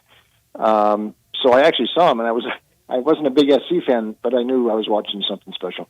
And Lou Holtz was famously, I think, the defensive back coach for that Ohio State team, and it was part of his shtick. I don't think he really did this to Woody Hayes, but said after OJ went for 80 yards early in that game, that an enraged Woody Hayes got right in his face. He said, "Why did OJ Simpson just go 80 yards?" He said, "Coach, that's all he needed to go." Yeah, that's right. I don't think he really said that to Woody Hayes, though. Do you? Probably not. Probably not. It's a good way to get choked, isn't it? Yes, that would have been. That would have been. But that was unique. I mean, and he was and being in LA helped, I think, too. At that, I was a little too young for me, Bruce. The college football running back all time is Herschel Walker, and he had that sprinter speed, and he had without him, Georgia's probably a 6-5, 5-6 team. Yes. And I think you're saying the same that OJ provided for the Trojans. Yes, and Herschel would be right in that conversation too with Dorsett and OJ. But yes, I mean Herschel almost signed with USC and went out on his recruiting trip. Marcus Allen picked him up, and then they go out with OJ, and I think he told everybody on the trip, "Yeah, I'm signing with y'all. Yeah, I'm signing with y'all." got to the airport, got back home, and somebody asked him, said, "You going with USC?" He went, "No way. That town's too big for me." Yeah. I mean, and truthfully, hanging around OJ in that time might have turned him off a little bit. I think it did for a small town guy. Sure. Yeah, not Marcus Allen was a very charming guy. I'm not sure that OJ. We could say that about OJ, but Herschel will be in that same conversation. Very select few had that sort of impact, and those are a few that did. Herschel almost went to the Marines too. Really? Yeah. Wow. Yeah, and people forget Herschel also was one of the first guys. I mean, he jumped early back when guys were not leaving college football early because there wasn't that path. But the USFL came along, and Herschel's third year at Georgia was his Heisman year, and then he didn't stick around for the senior year. He went to the New Jersey Generals. Yeah. Talking to Bruce Marshall from Vegas Insider, CBS Sports, and BAMSports.net. Bruce, the baseball season is well underway, and some interesting things going on. We see Jackson Holliday being called up to Baltimore. He's played a couple games there. We've seen some teams that are looking really good. Got his home run. Yeah. Some teams have looked good. Some teams have looked not so good. What's kind of been your biggest takeaways to start the Major League Baseball season?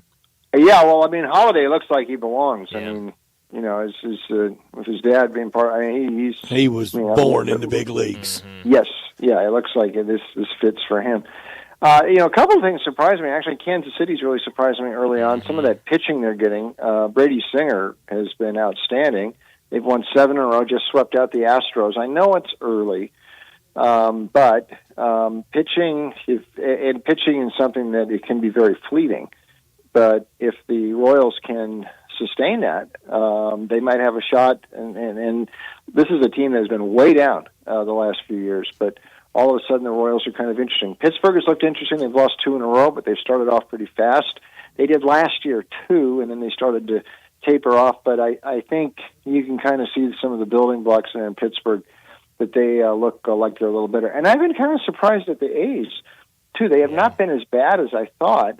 They're really scrappy, and I give Mark Kotsay a lot of credit. I mean, I really think some teams should have hired. You do, and you have, Bruce. You've recognized that he's got it as a manager. He just has very little to fight with. Yeah.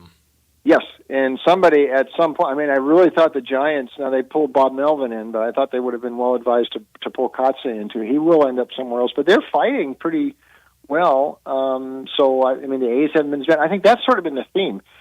that some of these teams we thought were going to be bad. Now, the White Sox have really struggled. Miami's worse than we thought. But a lot of these other ones are more competitive early on, and you can sort of see a path. And the AL Central is not an overwhelming division. Maybe the Royals can hang in there for a while. We'll see. NL Central, the same thing. That is very much up for grabs, that division. And, maybe the Pirates can hang around. Also, the injuries, Atlanta, the rotation, Strider, I don't know if he's coming back this year. That is a big, big blow. That's your potential Cy Young winner right there. And if he goes down, which it looks like he has, you can't have enough pitching. You can't have a guy like that get hurt. So already we're seeing some pitching injuries as well. Yeah, no, a lot of pitching injuries in Major League Baseball. But it should be a really fun weekend in Major League Baseball, in the NBA as that winds down. But Bruce, before we let you go, how can people find more of you? Yeah, thanks, Brian. Check me out online, VegasInsider.com. All these picks on these games. We got hockey coming up right at the end of the regular season, NBA coming up, end of the regular season. Playoffs are both upcoming next week. And, of course, MLB. And we've got a pretty decent start in baseball. So my picks are all up there, VegasInsider.com. You can also check my stuff out at CBS Sportsline, sportsline.com. Once in a while up there in CBS Sports HQ, and another spot, MajorWager.com. Got some stories up there as well. Bruce, good stuff. Your recall is mesmerizing. I was going to say it's almost like you were there. You were there. I was there. Yeah. Yes, I was. Good stuff. Good stuff, Bruce. Thanks so much for joining us. We'll talk to you again next Friday, all right? Okay, boys. Thank you. Thanks, Bruce. Bruce Marshall with us from Vegas Insider, and with us every single Friday. At All-Star Chevrolet down at Olive Branch, they say, let's all together drive together. Everybody, you want to get charged up? Come out to All-Star Chevrolet in Olive Branch and test drive one of the new EV Blazers. They have it, and you can test drive the new EV Blazers. It's still Chevy truck season if you're ready for a new Silverado. All the Silverados with financing to 0.9 for 72 months and thousands in cash and trade. New Equinox Trailblazers with 1.9 financing. No payments on those for 90 days. Your good credit deserves it, and you get it from the great people at All-Star. First exit into Mississippi. You get to Kraft Goodman Road on Highway 78, take that exit, and you're at All-Star Chevrolet. If you want pre-owned, everything you want's right there. Ram trucks, Jeeps, Tahoes, Suburbans, Traverse with third-row seating. If it's not on the lot, ask Kevin or Jeff, and they'll find it for you. College students, healthcare workers, first responders, military, teachers, you get an extra $500 bonus back. Where are you going for graduations, for Mother's Day, spring into summer road trips? And better yet, what are you going to be driving? You need to be driving something from All-Star Chevrolet. Remember, it's not South Haven, not Bartlett, not Mount Moriah or Collierville. It's got to be Olive Branch. Come on down to All-Star Chevrolet in Olive Branch today, or go to allstarautogroup.com. Well, we need to get to a break, and when we come back, we'll talk a little bit about Cal's move to Arkansas. We'll also talk more about the Masters with Trey Schapp. We'll do that next. Broadcasting from the Family Leisure Studio, we are Sports 56 and 98.5 FM. You or someone you know or care about has dealt with a difficult divorce. When facing divorce, you need the attorneys at Rice Law. Nick and Larry Rice lead the firm with 3 generations and 7 decades of experience. Located in Memphis, serving the entire state of Tennessee and North Mississippi. Rice Law is who you need to call. Simple or difficult divorce, they know how to handle it. Call Rice Law at 901-526-6701, or for more information, visit them at aboutdivorce.com. That's aboutdivorce.com. 5-Ash Roofing, it's what we do. Roofing and siding, gutters too. We're the pros you can trust to get it done right. Call on us. 5-Ash Roofing, the name to know. 5-Ash Roofing, the only way to go. 5-Ash Roofing, it's what we do. 5-Ash Roofing. Is that not the corniest thing you've ever heard? Can you believe I paid good money for that silly jingle? Well, the experts say make it memorable, and I think I got my money's worth. 5-Ash Roof Services, proud partner of the Memphis Tigers and the official roofer of the Tigers home team. 5-Ash Roofing, 367-0050 or memphisroofer.com. 367-0050 or memphisroofer.com. 5-Ash Roofing, it's what we do. We're here for you. East Memphis Ace Hardware is more than just a hardware store. It's really a customer service store. With 20 employees along with complete inventory of items, big to little, finding what you need is easy. Choosing from a complete selection of Big Green Egg as well as Traeger and Weber grills. And the Garden Center has everything for your yard. You can get glass cut, repair screens, even new keys with key fob programming. Tools, nuts, bolts, screws, you need it. East Memphis Ace Hardware has it. And they're just down the street at the corner of Quince and White Station. I think a lot about golf, and when I think golf, I think Miramichi. Did you know Miramichi Golf Course offers membership? It's a great way to play more golf for less out of pocket. Their memberships run for $300 a month plus tax, and that includes unlimited rounds and range balls, no extra card fees, priority tee time booking, and discounts in the pro shop. Oh, by the way, there's no initiation fee. Miramichi green fees, they'll allow you to choose the right rate at the right time on the right day for your needs. If morning tee times are more important, you can book up to 14 days ahead of time to reserve your spot. If rate is more important to you, there are discounted evening rates available that you can choose from. You'll find the lowest rates on Tuesday through Thursday afternoons. Sometimes you just need to escape the hustle and bustle of life. Miramichi Golf Course provides just the right place to solve that need. The name Miramichi means place of happy retreat. When you need a quiet, peaceful round of golf, please make your way to Miramichi.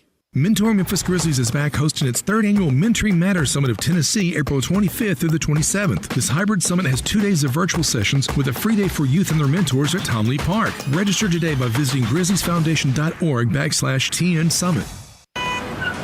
Sports 56 traffic. Good afternoon. It's a little bit busy at times in the construction zone over here on 55 up around Crump. 240 East already running a little bit heavy from time to time as you come past Poplar, or just trying to get past Poplar, just like it has the last few weeks, as it increases even more now on 240 as you make your way onto 385 going outbound towards Collierville. A 24/7 reliable crane and rigging services right here in Memphis. It's Tomahawk Crane and Rigging. I'm Commander Chuck with your on-time traffic.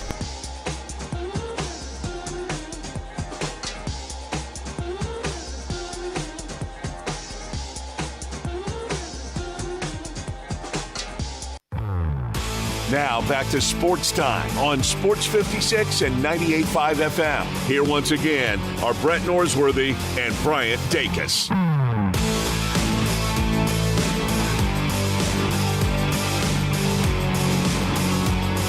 Welcome back into Sports Time. Bryant and Brett with you in our Family Leisure studios. And joining us now from 103.7 The Buzz in Little Rock, Trey Schapp joins us now on the Sissy's Log Cabin guest line. Trey, thanks so much for joining us. A lot to get to. Very busy over there in Little Rock right now. I definitely want to get to some Masters talk as they're in the second round right now. But we got to start with the big news that came down earlier this week. John Calipari, the new head coach for the Arkansas Razorbacks. What has this week been like for y'all out in Little Rock? Well, it's been crazy, obviously, but it all started last week when there were rumors about Chris Beard and Ole Miss losing him and him going to Arkansas, and then apparently contract discussions didn't go the way that Hunter Yurachek wanted them to, and Chris Beard didn't want to agree to some stipulations in that contract, so Hunter Yurachek moved on, and that's when I think he started zeroing in on John Calipari. And by I guess the announcement was Wednesday, but pretty much everybody knew Monday. I mean, word started leaking out Sunday night late, and then the national guys got on. I want to give Wes Moore, who works at the Buzz, and Fox 16 over here. He and I have been going back and forth on Sunday on the phone quite a bit, and Randy Rainwater as well, but Wes was the one that got the tweet out there first and did a good job, and it's my understanding he got it from the Kentucky side of things. I was getting my stuff from the Arkansas side of things, and so when we kind of put 2 and 2 together, it all equaled up that Coach Cal was coming to Arkansas. Trey, y'all had it covered, and you to be applauded. And Brian and I both, some of the national people, including Shams Charania, jumping in on the pile and claiming exclusivity. Come on, Shams, you weren't anywhere near the story. It was 100% 103.7 The Buzz in Little Rock, and y'all had it tag team. Wes was first on Twitter with the the announcement, you were first and quick on Twitter, right behind that with the contractual terms. Yeah. I mean, it's just, we've got some people, and I've got a source that stats, he has been spot on lately, and he's in the know, and it's good to keep people like that close to you and close to the vest, obviously. And you guys nailed it. And I all stories really germinate and come out of local, and to see Pete Thamel and Shams and some of them jumping on the victory pile. Brandon Marcello did back off and give proper credit, but he was trying to claim credit about midnight Sunday night. Well, he was trying to. I mean, he's up in Northwest Arkansas, and he's got some good sources within the athletic department up there, but I was told that people inside the athletic department that this was a one-man job. Hunter Yurachek doing his job. He did have one Board of Trustees member with him, Mr. Dickey. I believe they were both out in Phoenix together. It moved pretty quick. And when Mr. Tyson got involved, it moved really quick. Game, set, and I'll match. tell you, and I'll tell you real quick a little backstory here. So I was up in Fayetteville back in, I think, late February to talk to Maria Jose Marin, the 17-year-old freshman golfer for the Arkansas Razorbacks, who just played in her second Augusta National Women's Amateur at 17, finished tied for 30th. And I talked to Brad McMakin, the head men's golf coach that day, and Mr. Johnny Tyson was standing in Brad's office. And so we kind of talked a little bit about the chances of Arkansas making the tournament and what they would have to do. And I mean, we were both like, the only way they make it, Coach, is they got to win out. And Mr. Tyson's like, yeah, they got to win out, and then they got to win the SEC tournament. He goes, they're not going to do that. So I could kind of tell then that, he was kind of maybe calculating in his head the moves that might be made. And you have to give Eric Musselman credit for putting Arkansas basketball back on the map, if you will, and him leaving to go to the USC job. If he wouldn't have left, then this doesn't happen. What do you think Chris Beard wanted that Hunter Yurachek wouldn't agree to?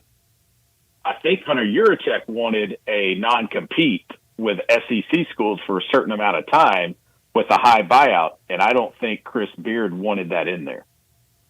Namely Kentucky? I believe so.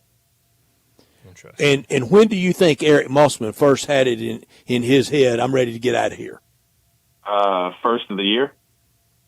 First of the new calendar year or the basketball season? Maybe basketball season. Whoa. Wow. Or it could have been calendar year. I think he's run. He sure was detached. The night I was up there before I joined you that Wednesday to do your great podcast from the short grass, I told you the feeling at Bud Walton Arena. I'd never felt it like that. And she had quit going to the games, and we try to stay away from wives and children, but when the wife doesn't show up at the game, that says they're not very happy. That's before he was even on the plane to go to USC. My source that gave me this info on Cal told me that his house had been shown 2 days before in the Blessings.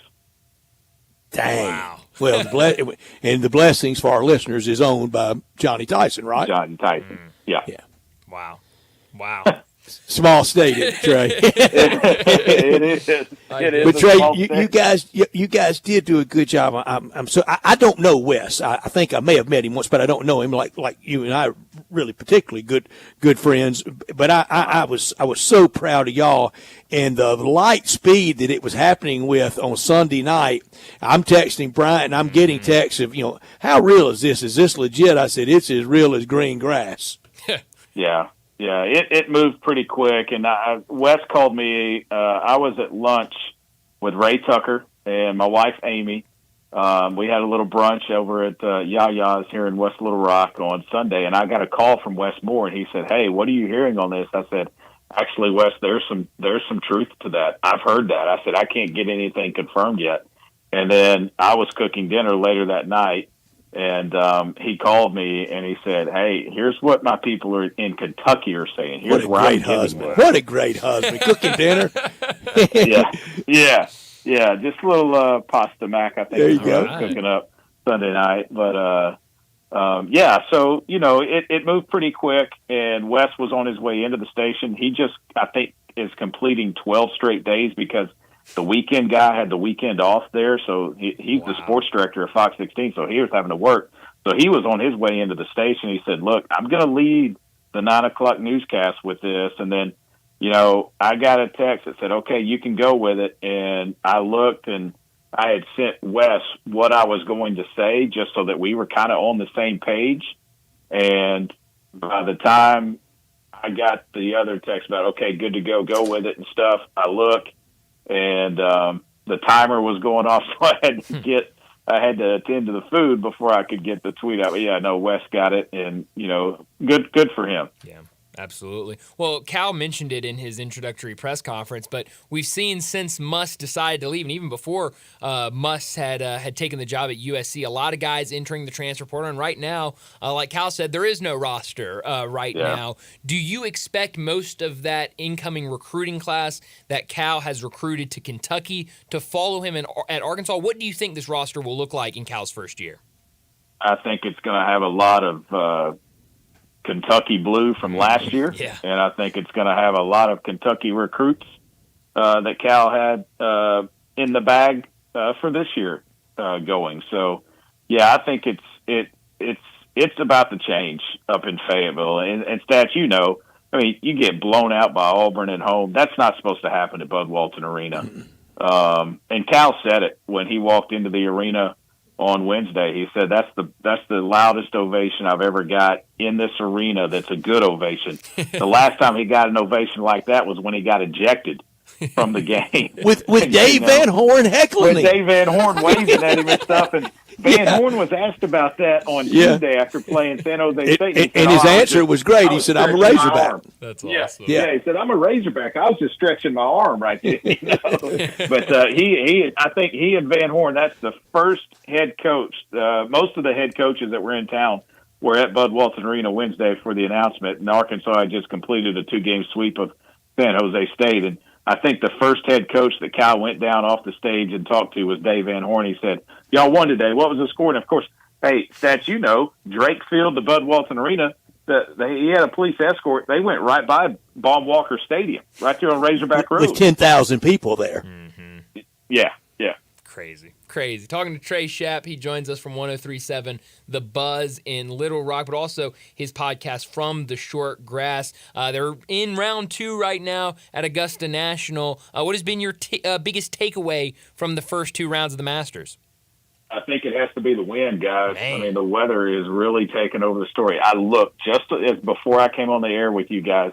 There's a wind warning in Augusta until 8 o'clock tonight. Right now, sustained winds of 21 miles an hour. They say it could gust up to 40 at times. And if you're watching, you've seen, 9 and 18, those 2 greens are on the highest point of that property, and the sand that is coming out of the bunkers because of the wind that's blowing the sand out of the bunkers.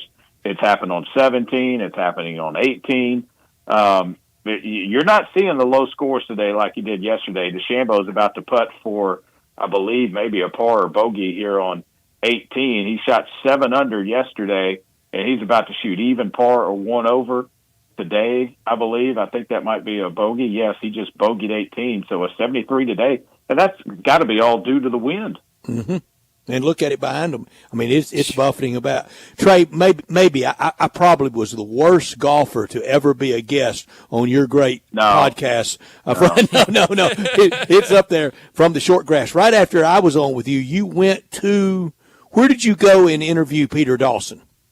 So I went to St. Andrews, and we sat down in the Old Course Hotel, the boardroom of the Old Course Hotel, right off the 17th hole, the rolled hole, and I got 2 great episodes with him. The first one came out this week. Part 2 comes out next week. And then Stats, I also got to go to Muirfield and sit down with Robin Dow, who actually was a captain of the Honorable Company of Edinburgh Golfers. And so it dates back to the original 13 rules of golf, the first golf match that was ever held, golf tournament, if you will, competition. And so the winner of that becomes the captain of the Honorable Company of Edinburgh Golfers. And they have a silver club, and they attach a silver ball to it. And I saw the original trophy the 13 rules of golf in there. So I've got 2 episodes coming with Robin Dow, who's a historian at Muirfield. And then I went up to Inverness and Cabot Highlands and sat down with a gentleman named Stuart McComb. They're building a second 18 at Cabot Highlands, and it's going to be one of the destination places to go. It's kind of like a King's Barns for any of your listeners that have been over there, that they're building there at Cabot Highlands, but just a fantastic trip. And I even got up. I don't normally do this. It airs from 5:30 to 6 on 103.7 The Buzz. But I got up this morning just to listen to it. My wife and I listened to it, and just listening to Peter Dawson talk, I could sit there and talk to him for hours. That's great work. You're my hero, Trey. Great stuff. No, I'm not your hero. You're my hero, Stan. And I was thinking of you today, one of the great times we've all had together.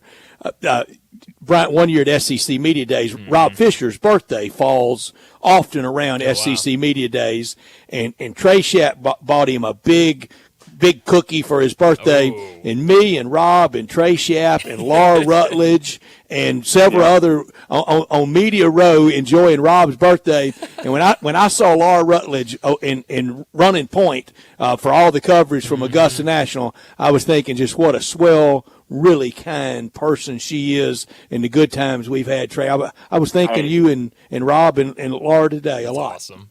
And Stats, I texted her maybe Wednesday when I saw that she was there, and I said, "You're at Augusta National? No way." I was like, "I have got to get you on my golf podcast, and plus, you are climbing the ladder." I mean, and she texted you back within an hour, didn't she? She did. Oh, it was like 30 minutes. She said yes.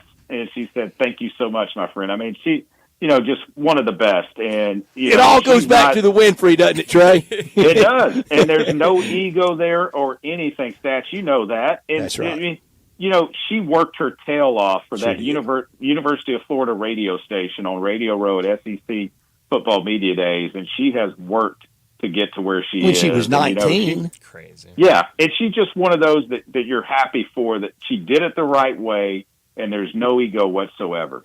Yeah, that's awesome. That's a great story all around. And that cookie was good. I love a good cookie cake. Fish's birthday cookie was so good from there. I went into the mall and got, everybody's been to the mall where you got that American Cookie Company or whatever it is. And I thought, hey, it's Fish's birthday. I got to get him a big cookie or something. Nobody had him anything. I couldn't believe you didn't have him a cake or something. Wow. I bought him a beer at the place down the street that night. You bought him a beer that night. All right, there you go. That's worth it. That's right. That's right. Thank you, Trey. Have Thanks, a great Trey. weekend, man. Thank you. All right, guys. Y'all too. Thanks. Great stuff. Thanks, Trey.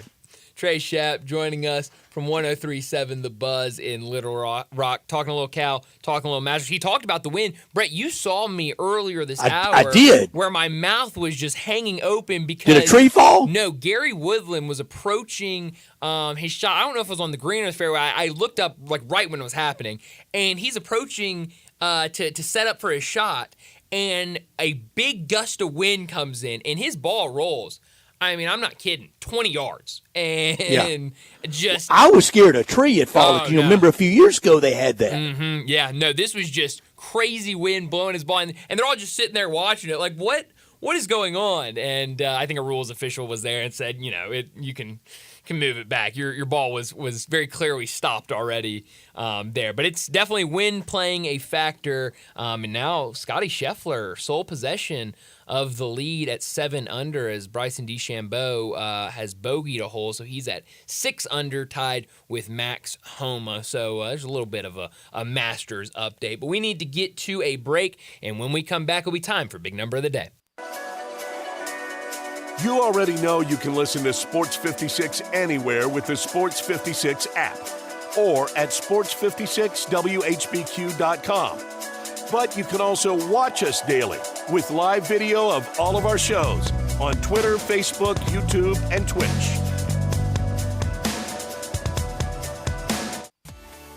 At Jason's Deli, when you're dining in or picking up curbside, you can expect wholesome food and no surprises, just delicious sandwiches, crisp salads, and quick quality meals made with the freshest ingredients and no artificial trans fats, MSG, high fructose corn syrup, or artificial colors and dyes. Around here, a lot of thought goes into what we put into our food and what we take out of it, because you're not just taking a bite, you're getting a taste of who we are. New items are constantly being created to expand our menu for all tastes and special diets, with vegan and gluten-free options available. Convenience and on-time delivery you can count on. It's just a click away at jasonsdeli.com, so whether you need to feed 5 people or 5,000, the team at Jason's Deli, they have the credentials and the commitment to keep you satisfied. Freshness is nearby at Jason's Deli, with locations at Ridgeway in the Park Place Center, Poplar and Highland, Germantown Road in Cordova, and on Goodman Road in Olive Branch. Jason's Deli. It's wholesome food and no surprises.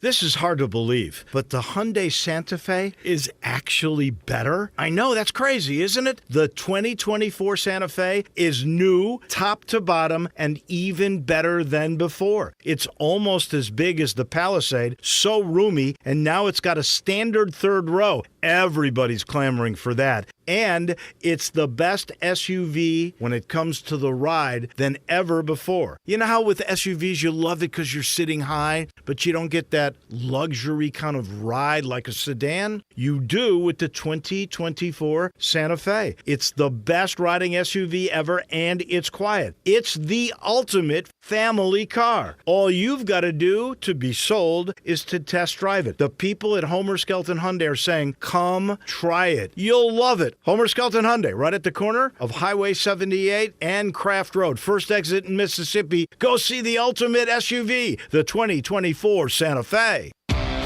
Visit Frontier Western Store today for new shirts and boots. Frontier is your top Carhartt store in the Mid-South. There's thousands of in-stock shirts and jeans. They have the classic K87 pocket tee in every color they make, including new ones just released. Available small to 4X. Want new jeans? Frontier has you covered with super tough work denim by Carhartt. And you've got to check out their selection of Ariat jeans for men, women, and children. You'll love how easy it is to find the size and style you need. Have you seen Frontier's remodeled world-famous boot showroom? It continues to expand. New styles by Ariat just arrived, plus plenty of in-stock proven classics too. Whether you need work or dress boots, trust that Frontier's the place to come. See thousands of pairs of Ariat boots and thousands more by Dan Post, Corral, Durango, Rocky, Twisted X, and others. And Frontier's pricing is lower than online and chain stores, so you know just the local shop to visit. Frontier Western Store, 5880 Goodman Road in Olive Branch, and on the web at frontierwesternstore.com. Locally owned and operated since 1967. You can't say that. But it's true. You just made that up. No, I didn't. You can get to any Central Barbecue location from anywhere in Memphis in 10 minutes, depending on traffic. You made that up. Try me. Bartlett. The Summer Avenue Central Barbecue. Germantown. Not Memphis, but the Poplar location. South Memphis. Downtown. Olive Branch. Again, not Memphis, but the South Haven Central Barbecue. I still don't think you can say you can get to there any of them in 10 minutes. Well, that's why it's depending on traffic. If you own a business, you know Luttrell Belting keeps you moving. Luttrell has cost-effective belts, conveyor components, and 24/7 on-site service to keep you operating smoothly. Text or just a phone call away at 800-441-8946 or online at LuttrellBelting.com. Luttrell's Memphis plant stocks belting in nearly every size and finish, and if they don't have it, they'll make it. From ordering to selection, fabrication, and installation, your Luttrell sales rep is there for you. Luttrell Belting keeps you moving. Grizz Nation, get loud for your Memphis Grizzlies when they host LeBron James and the Los Angeles Lakers tonight at 7 p.m. Don't miss this Western Conference Showdown live at FedEx Forum. Get your tickets today at Grizzlies.com. Now back to Sports Time on Sports 56 and 98.5 FM. Here once again are Brett Norsworthy and Bryant Dacus.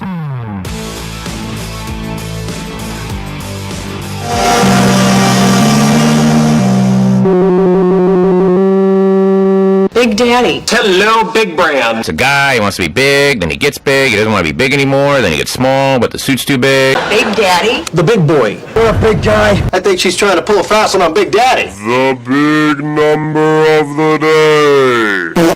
Well, Brett, my big number today comes from the NBA, and I really like this big number. It's a crazy big number, honestly. The number is 11. Okay, so 11. Keep that in mind because it's a little complicated, so stick with me if you can. The 10-seeded Lakers, who will be in town tonight to play the Grizzlies. We gave away tickets earlier for that game tonight. The Lakers are currently 11 games back from the Nuggets, who currently sit in first place in the West, which is 2 games. That is better. The difference, 11 games back, is 2 games better than what the second-placed Milwaukee Bucks, how many games they are back from the Boston Celtics, who currently sit in first place in the Eastern Conference. I mean, this just shows, for one, how close the Western Conference has been, how competitive it is, but also shows how dominant the Boston Celtics have been this season. And again, for reference, the Lakers sit in 10th place in the West. They're 11 games back from number 1 Denver. Atlanta, who sits in the same spot in 10th place in the East, they are 26 games back of first place, and Milwaukee in the 2 seed is 13 games back of the first-placed Boston Celtics. It's really incredible. And that Celtic success they're having this year, another reason why Brad Stevens running. Yeah. He's the new Pat Riley. He's the new Jerry West. He's running socks and jocks. He can run. He can do anything that owner wants to do. And look at the position he's in. I know he wants to win it all, but if they don't, he can go to the owner after a year or two and go, hey, I made the wrong coaching move. Let me go find so-and-so. Let me go get such and such new coach. He's in a perfect position where it really never falls in his lap. Yeah. No, you're absolutely right. So why would he want to go to that pressure cooker of Kentucky or Indiana or Duke or Kansas or any of those college jobs? In a great Keith Smith spot. was so right. Oh, yeah. In a great spot, doing a great job. And why would you? Even Billy Donovan, whose team is right now in the play-ins in the 9th seed. I mean, why would you want to go in this crazy age of college basketball? Why would you want to go back to that? You don't have to chase. You don't have to chase 9th graders, and you don't have to worry about NIL. You're going to get your salary cap money every year, and that's up to about $135 million in the NBA, isn't it? Exactly. So I mean, it seems a lot better in the professional ranks. I've got 2 big numbers. My first is about the Grizzlies. It's 17. The Grizzlies have had 17 20-point or larger defeats this year, and we know why. Look at all the players they've had to use. Yeah. This time next year, it's going to be payback around for a lot of people, and we're going to enjoy it. And it's why these last 2 years, beating Minnesota before losing to Golden State, last year losing to the Lakers. It's why you better enjoy every lap around the track at playoff time, because you're not guaranteed the next year, and we hope this time next year we're back in the middle of it. The other is from golf, and this is how fluid the cut line is. The cut line is 50 in ties. It was right on 50 when we started this segment, and now it's 54 people inside. Ooh, wow. It was exactly 50 that was going to make it when the music came back for this segment. Now it's 54. Holy cow. If you're 6 or worse, you're not making it. 5 or better. It won't go back. It could go back to 4. I don't think it would go higher than 6 because it's a host of golfers at 6. Yeah, no. Honestly, I mean, it is. And Brad, I'm sure, and I think I already know my answer because you were driven to watching it on your phone earlier today. But it really is a shame, the limited window of broadcast we have for the Masters. Really is. These I first do 2 agree. days. I do agree. Way too many practice area. Way Yes. too much Wright Thompson. Yes. Way too much retrospectives. I want shots. Well, and the fact that I want golf course. Yeah, I like it, and Brett. the fact yesterday that coverage on television didn't start till 3 o'clock or 2 o'clock in the afternoon, 3 o'clock Eastern. And then today you get the end of the first round on ESPN, and it says, all right, no more. Go find it somewhere else. We'll be back at 2 o'clock. I mean, come on. I mean, Nothing to see here. They need to work it out to where either ESPN is showing it or the I Golf agree. Channel is doing live coverage of the actual Masters, and we're not doing all of the fluff pieces and live from the range. And I can't take another practice chip shot. No. I'm Me good on either, the practice Brett. chip shots. I agree with you on that, man. I can't do another one. I went full LMFAO on shot, didn't Sure I? did. How about that? Wow. Did not have that on my Can I say LMFAO? I know I can't spell it out. No, but you can do the abbreviation. Yeah, gotcha. But we need to wrap up this hour and get to a break. And when we come back to start our third and final hour, we're talking more Masters with Dan Reardon.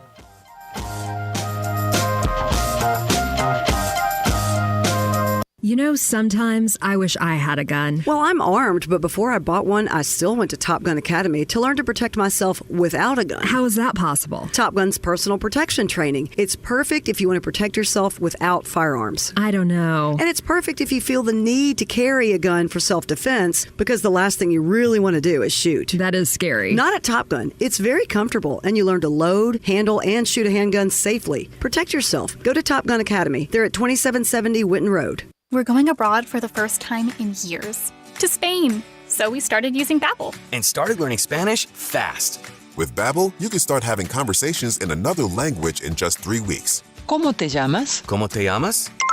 When you learn a language, you want to actually use it. Babbel is designed with that goal in mind. In just 3 weeks, we're starting to have conversations in Spanish. Gracias, Babbel. Babbel, language for life. Now try Babbel for free at Babbel.com. That's BABBEL.com. eBay Motors is here for the ride. 120,000 miles of night drives, daily commutes, and who knows how many. Are we there yet? Through countless fixes, elbow grease, and a new radiator, you kept your ride alive. With eBay Motors, you have over 122 million parts to keep it running. And with eBay Guaranteed Fit, they'll be the perfect fit every time. Plus, at these prices, well, we're burning rubber, not cash. Keep your ride or die alive at ebaymotors.com. Eligible items only. Exclusions apply. For the ones who work hard to ensure their crew can always go the extra mile, and the ones who get in early so everyone can go home on time, there's Grainger, offering professional-grade supplies backed by product experts so you can quickly and easily find what you need. Plus, you can count on access to a committed team ready to go the extra mile for you. Call, click Grainger.com, or just stop by. Grainger, for the ones who get it done. For more than half a century, contractors and trade professionals have relied on WeatherGuard for heavy-duty truck and van storage equipment, not just to protect their valuable tools, but to protect their professional reputations. For pros, the WeatherGuard badge makes a statement about what drives them. It says, "Bring it on. Been there. Done that. We've got your back," without saying a word. And the folks at WeatherGuard, they're just as driven as the hardworking pros they serve. See what it means to be driven at WeatherGuard.com. You watch sports. You listen to sports.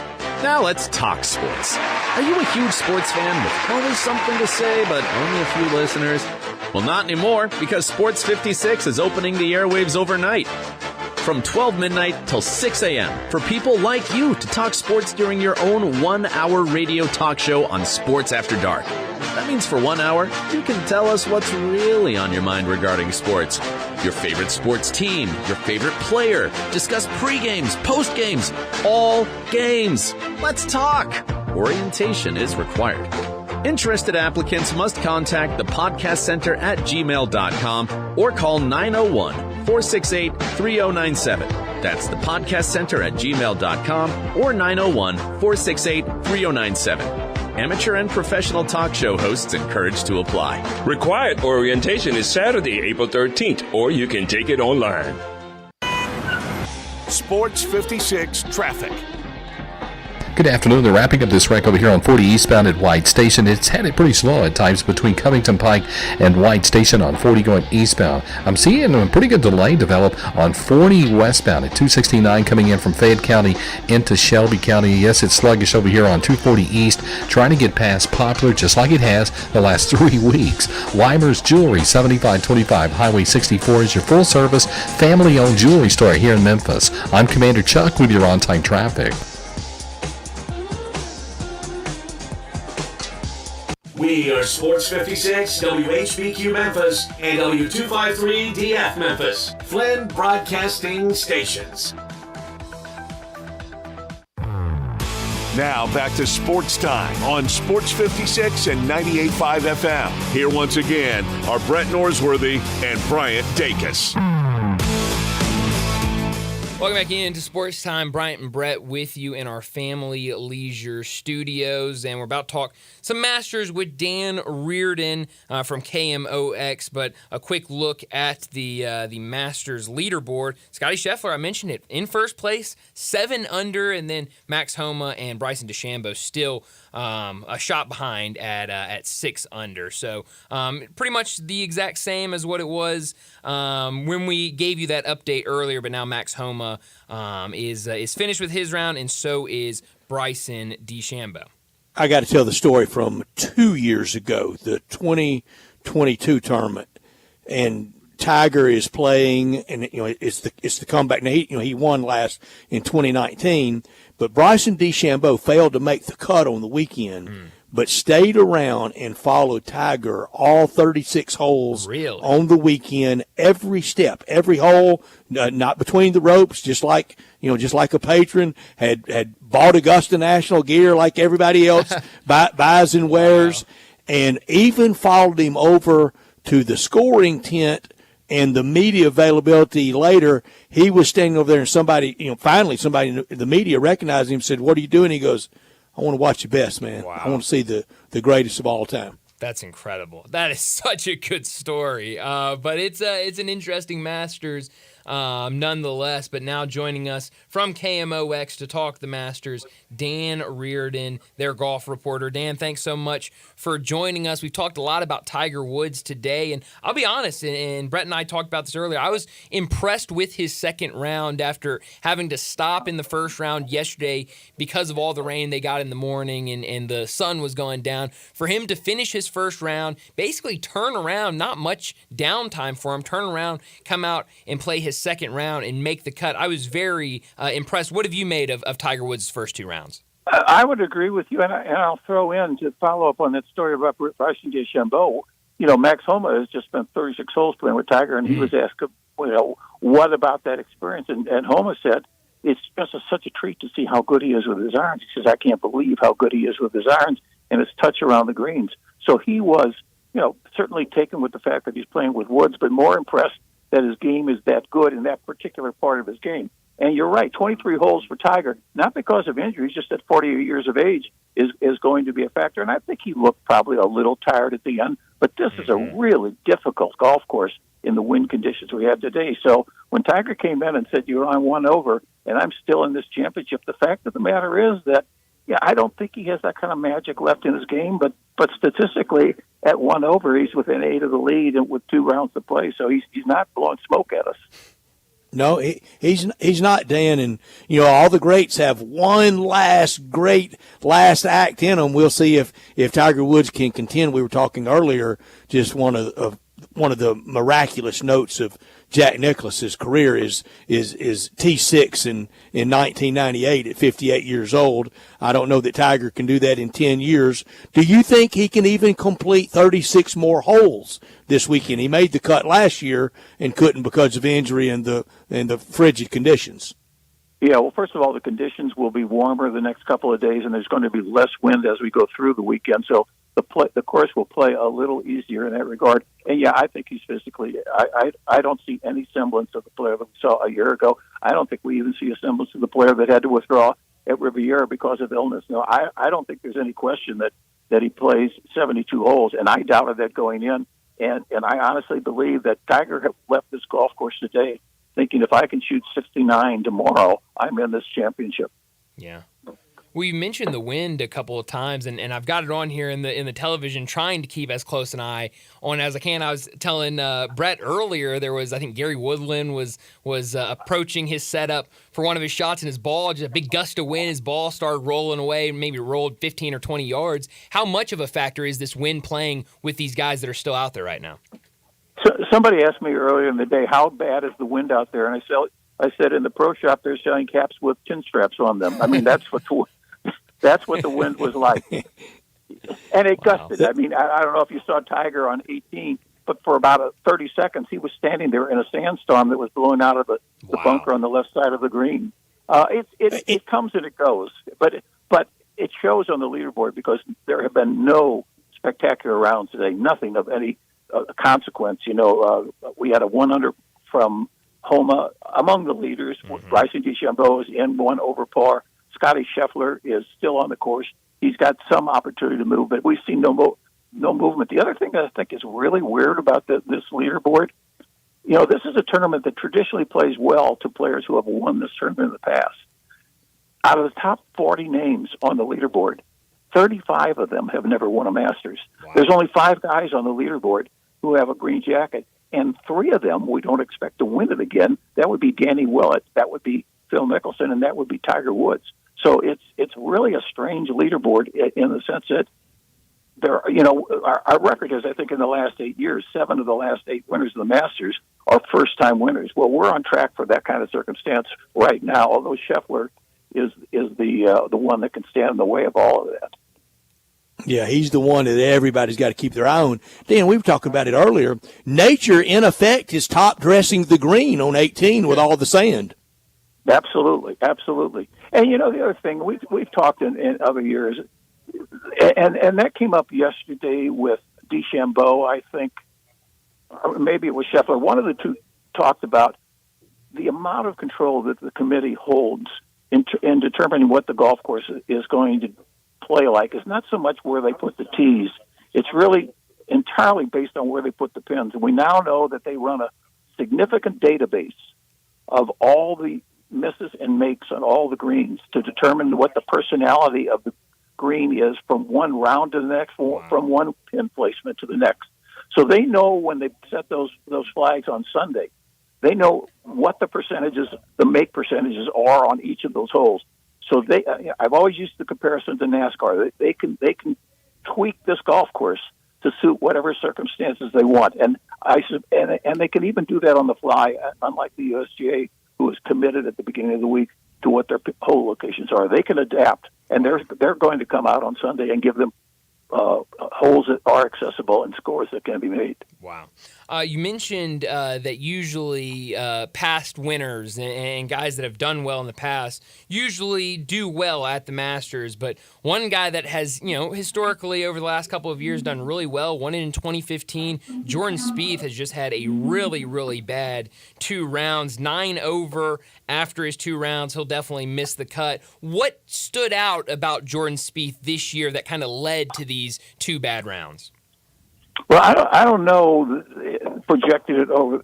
He's apparently had trouble with his short game, his wedge game, not his putting, the chipping, that kind of stuff. But he went out this morning, and on 15 he had a 9. Yeah. He hit the ball in the water. He took his drop. He hit the ball over the green. He chipped from over the green back in the water, and then played to the green and took 9 on the hole. I think that's the second time he's had a score of 9 on the 15th hole. He holds some kind of a record in that regard. So he's a little bit lost in that part of the game. The rest of it, normally when he gets to Augusta, he gets healthy. If you remember last year, Phil Mickelson finished second with a brilliant final round. The other player in that group was Jordan Spieth, and he was making as much a move on the lead as Mickelson was. I think the two of them combined for like 13 under or something like that as a pair. Dan Reardon, our guest from Augusta National in the media center there. He's on the Sissy's Log Cabin guest line. Let's talk the tote board for you, Dan Reardon. How many Masters, how many domestic majors? And every time you join us the last few years, you keep talking about, I'm getting close to the end. You're never going to end. We can't have a major without you there. No, let me just answer your question. We'll talk future. The answer to the one question, the total, is 130 majors as of this one. Okay. Wow. And yeah, I'm pleased with that. And in terms of Masters, my first Masters was 1986. I lost 2 to the pandemic, so I think I've been here like 38 times, I think is the answer. I know that was a heck of a way to start going to the Masters, only with the greatest Masters ever, with Jack Nicklaus shooting 65 on Sunday to win his 6th green jacket. Yeah, it's easy to remember the first one. Easy to remember. Yeah.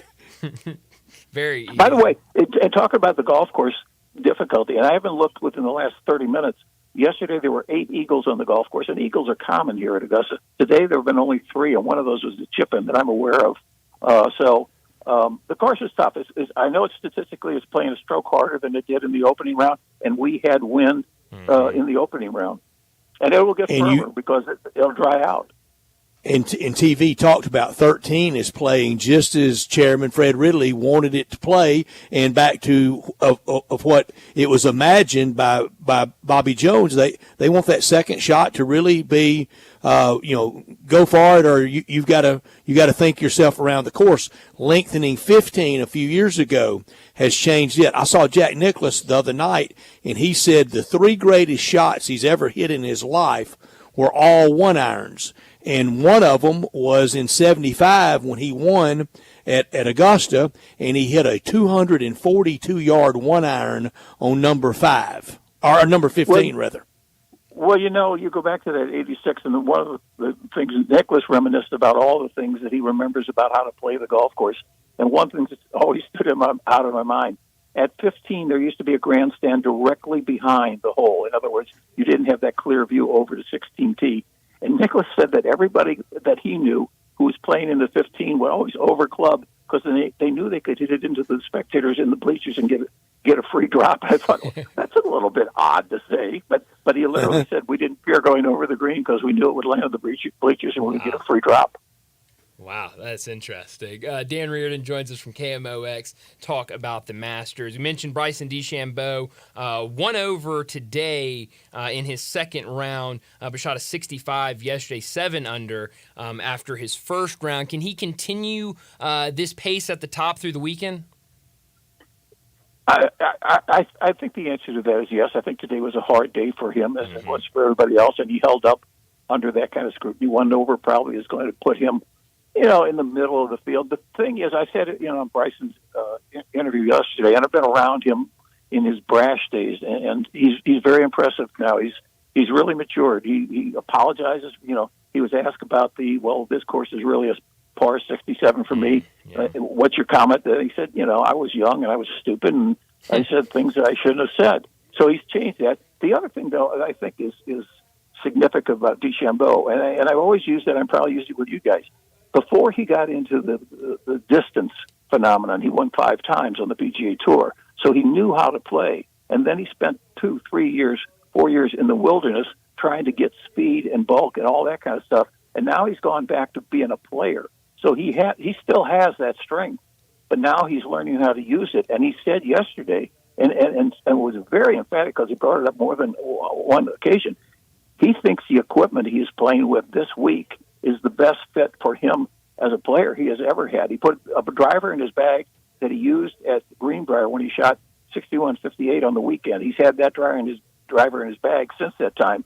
The irons he has are brand new this week, and he thinks they fit his strength. They fit that part of his game.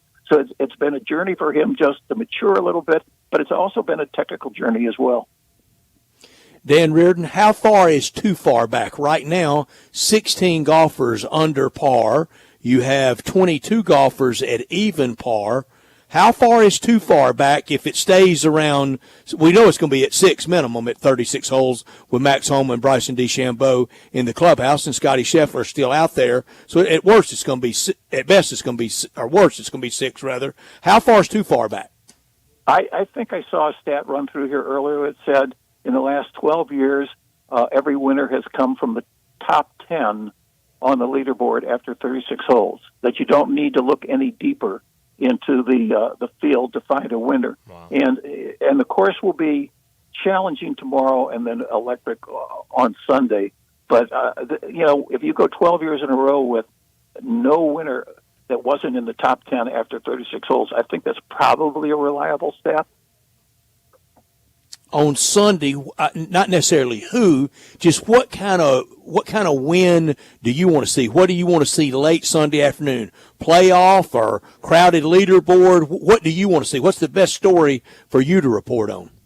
I want the old saying that the tournament never starts until the back nine on Sunday at Augusta. That's all I want, and they've been able to produce that in recent years. I don't care who the player is. And I want to hear roars. We heard no roars today, other than Tiger. And Tiger, 24 straight cuts made, got a lot of that kind of thing. And so, when Tiger hits any shot, he gets a roar. Well, I want to hear that for the field. And today was a little quieter than I would prefer at Augusta. You could always tell where things were happening on the golf course because you knew which hole that was coming from and you knew where the players were on the course. Yeah. Today, you didn't have any of those cues out there to tell you what was going on, and that's what I would look for on Sunday. I want to hear the sound of the Masters. Yeah. Defending champ John Rahm, he's 4 over now through 2 rounds, or I guess he's still out there through 1 round. He's 313 today. He's 3 over currently in the second round. But earlier this week kind of made a lot of headlines with his comments before the tournament started about his decision to go to LIV and how he thought that could kind of start more of that conversation, that push of the merger between the PGA and LIV. What did you make of those comments, and where do you think the two sides stand right now? As far as where they stand, I mean, eventually it's going to have to be resolved, and we now know that the tour has enough money that they have the ability to negotiate with the Saudis. In other words, this is not a one-sided game anymore. Right. As far as John Rahm and LIV is concerned, I raised the question and looked it up. So there's 2 players, there's 2 teams, I guess, from LIV that have 2 players on their team. Rahm is one of them. He has Tyrrell Hatton is on his team on the LIV tour, and then the other pair that are in here are Dustin Johnson, and he has Patrick Reed on his team. So there's not a lot of LIV presence beyond the more prominent names. I don't think the players care a great deal about this at this point in time. I think they're neighbors, they're friends, that kind of stuff. And actually, when John Rahm said, I thought I was going to draw these sides closer together, the thought that popped into my mind, so you don't think the $600 million influenced you at all?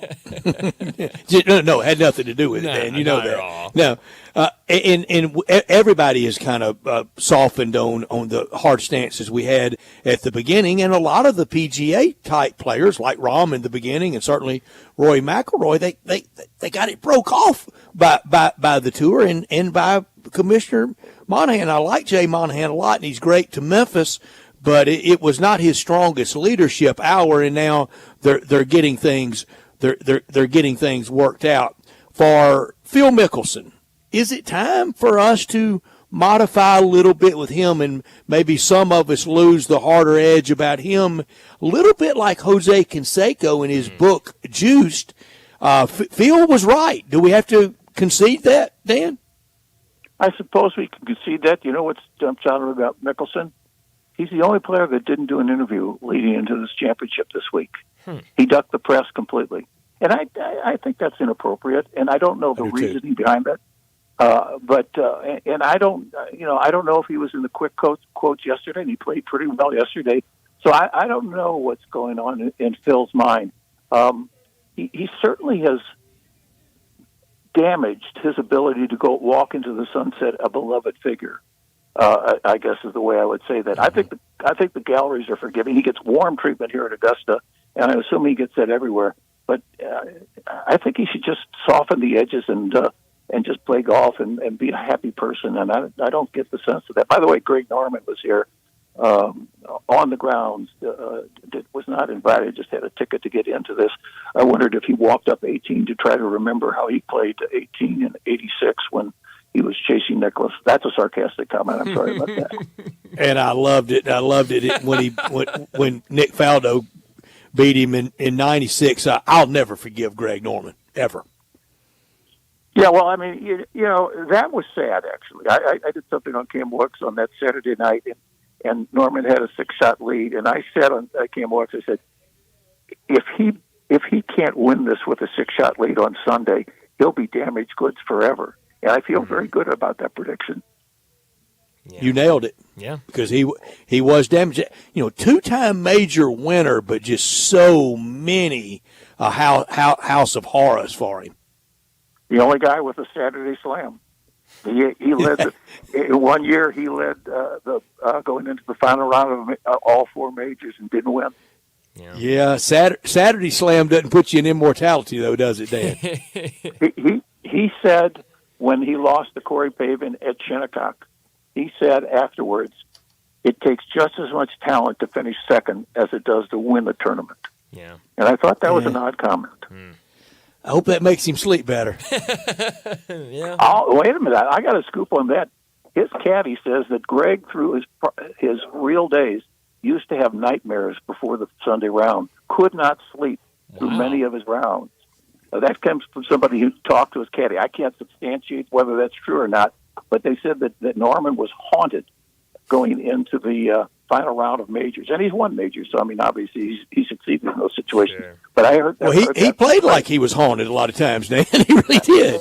Wow. Yeah, he was lost in '96. He didn't know what to do. He was so dependent on Butch Harmon for his game that he had no ability to change. And he did the same thing, actually, when he lost at Wingfoot. He had the wrong clubs in his bag. He only had a 4-wood and a driver, and he needed something in between on 18 because he couldn't get close enough to play the hole without using the driver, and he didn't have a club that he could put in its place. So he was stuck because the configuration of his bag burned him on that final day. And Fuzzy beat him. Yeah, no, that was the Australian Graham. I'm drawing a blank. Jeff Ogilvy beat him at Wingfoot. Oh, okay, yeah, at Wingfoot in 06. Yeah. I was thinking back to the U.S. Open playoff that Fuzzy Zeller beat him. It's a lot of losses to keep up with. I mean, Bob Tway's coming at me, Nick Faldo's coming at me. I mean, I feel like I'm in a house of mirrors. And he was a great player, and he was number one in the world for. I mean, consider this: Phil Mickelson has never in his career been ranked number one in the world. Wow. How can you win 46 tournaments? Well, the answer to that question is Tiger Woods was playing the same time Phil Mickelson was. Yeah. Phil Mickelson was winning. Wow. Oh, Dan, it's so good to visit with you. You are our last guest of the week. I wanted you kind of for the anchor, and as always, you come through for us, and we so appreciate it. You know we're going to bother you again at PGA time. Mm-hmm. Yeah, well, it's how much I enjoy talking with you guys, so thanks for the time. Thanks, Dan. Thank you, Dan. So kind. Thank you. Dan Reardon from KMOX in St. Louis, and the number of majors he's been to. Unbelievable. Incredible. I mean, he threw that number. I should have had him on earlier. Could have made it a big number of the day. I mean, good Lord. He really could, and just has just seen it all at the domestic majors. Yeah. I don't think he's ever been to an Open championship, but all three here. He's been there for it all, and has really chronicled golf about as well as any radio reporter in the history of the game. Yeah. Back to when radio was the medium of the sport. When Bobby Jones was doing it, I don't know if anybody could top what Dan Reardon at KMOX in St. Louis has done. And most golf fans would love to go to one major in their life, any one of the three. Absolutely. But just that sheer number, good Lord. Isn't that something? It's incredible. And so fun to us. It was so good to us in St. Louis back at Belle Reve, and now 6 years ago in 2018. And the tour, the BMW Championship is coming to Belle Reve in 2026. We'll have our event here in Memphis, and the next weekend will be at BMW. And then in 2030, the President's Cup will be in St. Louis at Belle Reve. So Dan's got to hang on to President's Cup time. He joined us on our Sissy's Log Cabin guest line, as all our guests do. And as anybody wants to text or call, can do so every day at 901-360-8255. Sissy's Log Cabin, the official jeweler of the hometown teams of the Grizzlies, of the Tigers, and that great new location at 4542 Poplar. And at FedEx Forum this tonight and Sunday afternoon, last chance this year to enjoy the floor seat lounge at FedEx Forum. And they are the official jeweler of the Grizzlies, supporter of all the local teams, and the Mid-South's largest selection of one-of-a-kind jewelry, engagement rings, wedding bands, necklaces, earrings, 9,000 square feet in Laurelwood with expanded lines for Rolex, Cartier, diamonds, and more. Since 1970, with all the great locations across the Mid-South, Sissy's offers a selection of estate jewelry and fine gifts, diamonds, and it all comes with unsurpassed value, exceptional service, expansive selection, and an extraordinary shopping experience, because life's too short for ordinary jewelry. Well, we need to grab a break, and when we come back, we'll talk about what's trending. Start your day with Sports 56 Mornings with Greg Gaston and Eli Savoy. Weekday mornings from 7 to 10, right here on Sports 56 and 98.5 FM. This is hard to believe, but the Hyundai Santa Fe is actually better? I know, that's crazy, isn't it? The 2024 Santa Fe is new, top to bottom, and even better than before. It's almost as big as the Palisade, so roomy, and now it's got a standard third row. Everybody's clamoring for that. And it's the best SUV when it comes to the ride than ever before. You know how with SUVs you love it because you're sitting high, but you don't get that luxury kind of ride like a sedan? You do with the 2024 Santa Fe. It's the best riding SUV ever, and it's quiet. It's the ultimate family car. All you've got to do to be sold is to test drive it. The people at Homer Skelton Hyundai are saying, come try it. You'll love it. Homer Skelton Hyundai, right at the corner of Highway 78 and Craft Road. First exit in Mississippi. Go see the ultimate SUV, the 2024 Santa Fe. When you think about insurance and you want great value without sacrificing great service, I want you to think one place, the Eflin Insurance and the entire Eflin Insurance team. Matt and his group of professionals will access 10 leading companies to find the right home and auto program that fits your budget and your absolute needs. The Eflin Insurance team, the number 386-GER, 386-4777. Welcome to the Rendezvous. This is John Vergas.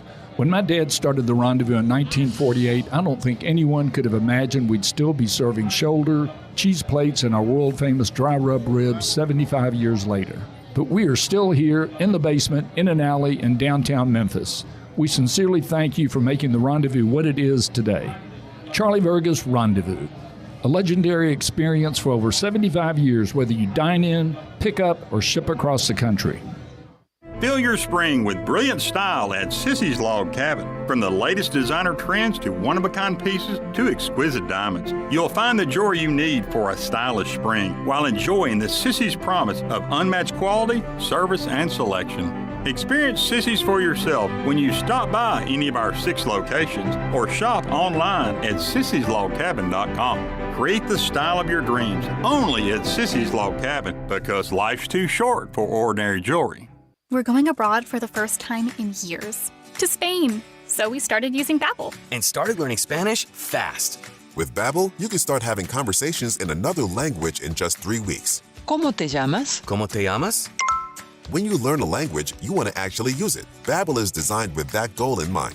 In just 3 weeks, we're starting to have conversations in Spanish. Gracias, Babbel. Babbel, language for life. Now try Babbel for free at Babbel.com. That's Babbel.com.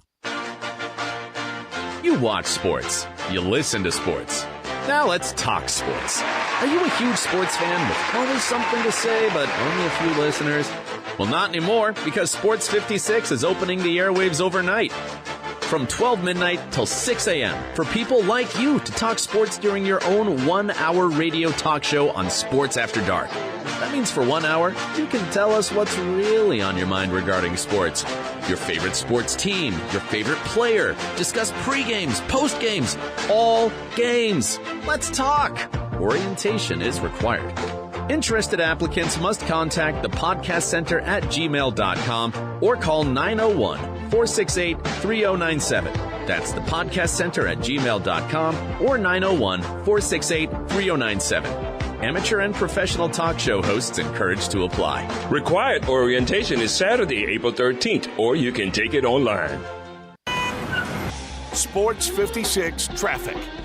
Good afternoon. It's still a little bit crowded over here on 240 East. Trying to make your way past Poplar. I still see heavy traffic flow, but it's moving.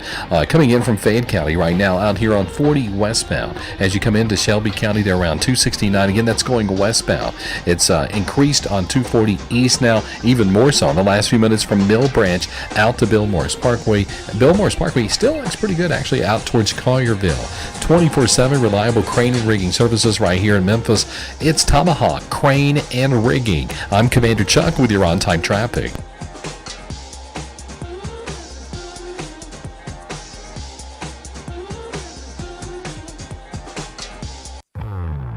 Now back to Sports Time on Sports 56 and 98.5 FM. Here once again are Brett Norsworthy and Bryant Dacus.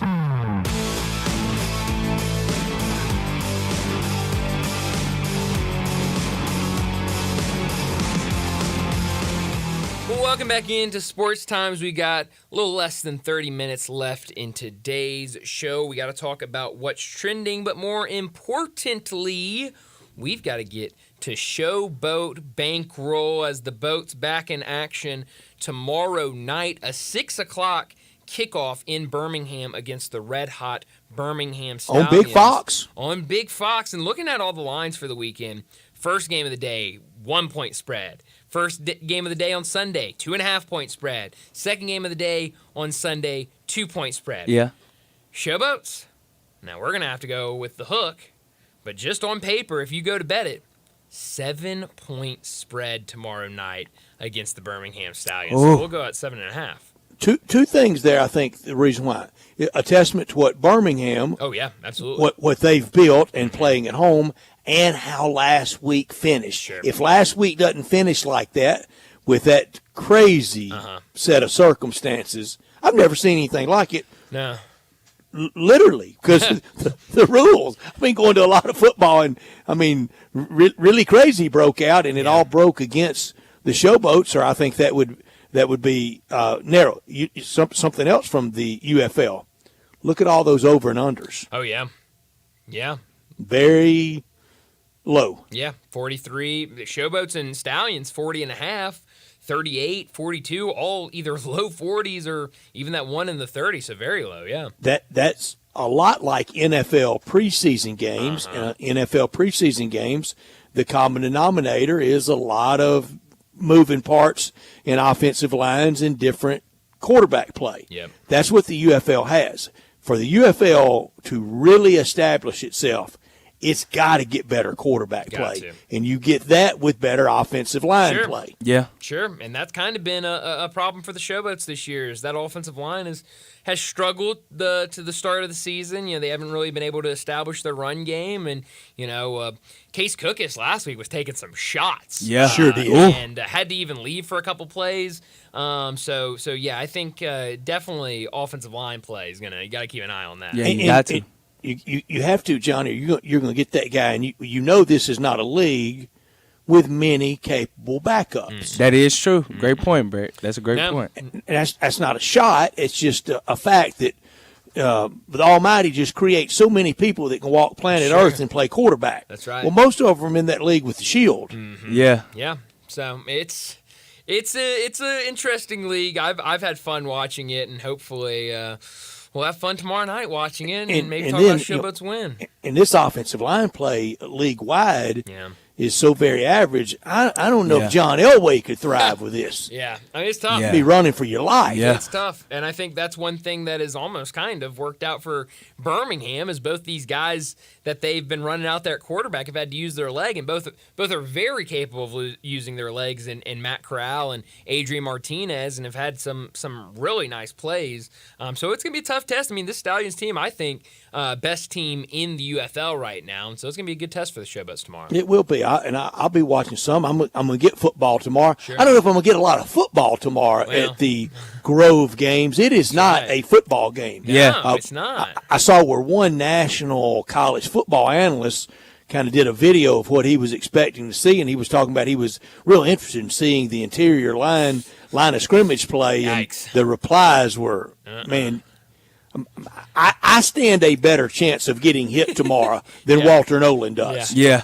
Yeah, wrong spring game to watch him for JJ. Nobody's diving at JJ Peguese's knees. No, nobody. Hey, you better not. I mean, I don't even know if everybody's wearing a helmet. Yeah. I mean, we got everything but a axe throwing contest and beer pong tomorrow at the Ole Miss spring game. I mean, we're missing the headline. Joey Chestnut, the world champion hot dog eater, My man. is going to be there tomorrow. He gonna be there, Brett? He's going to be doing a hot dog eating contest at halftime. He's judging it. I've learned. What? Sure is. Oh man, that's crazy. That's crazy.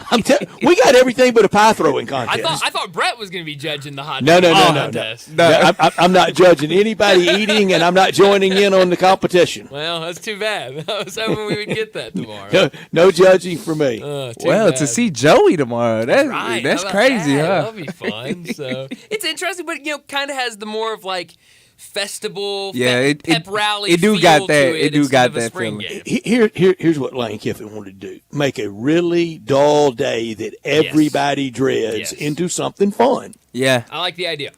It's for sure entertaining. And it's certainly worth a shot. I mean, you try it out. If it doesn't work out, go back to the basics. And we're a long way removed from any pretense around kind of a competitive spring game. Yesteryear in college football, the deal was always winner ate steak, loser ate hot dogs or something. Yeah. I don't know if I want to say that around Joey Chestnut, since that seems to be the delicacy of his He choice, loves and it. he's made a lot of money with it. I'll tell you. But we're so far removed from that, and it used to. I've been to physical competitive spring games. Yeah, I believe it. Watching them, I was wondering, why in the world are we doing this? Well, yes. I mean, who wants to shred anything and have to have surgery and rehab from now to opening day? And no, thank you. I stand a better chance being injured walking from my parking place to the stadium than anybody in that game tomorrow. Which is probably, I mean, not probably, it is a good thing. You don't, like you said, you don't want those guys. You finally have come to the end. I remember, back when Gabe was working here, and we would always ask him about spring practice, and he would say, nobody likes spring practice. Happiest day of the year is when it's over. That's what he would say. Yeah. And so nobody likes it. Nobody wants to be out there. Now you finally gotten to the last day of it. You don't want to have that injury that knocks you out or something go wrong. So I Barrett like Barrett Jones at Alabama, they have an award handed out at springtime. It's the I Like to Practice Award. I think it's named after Jerry Duncan, I think. Okay. And Barrett won it one year, and the player that won the I Like to Practice Award said the happiest day of the year is when the clock hit zero at the A-Day game. That's great. But and speaking of the A-Day game, which is going to be on ESPN tomorrow, there has been, and Brett, please do not ask me how I got so into how my timeline on my Twitter became UFL-centric, because I do not know, especially Birmingham Stallions-centric. I don't know.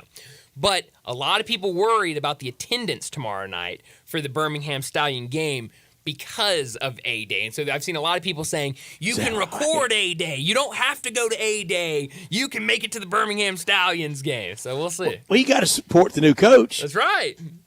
But you got to support. I hope there's a good crowd for the Showboats tomorrow night.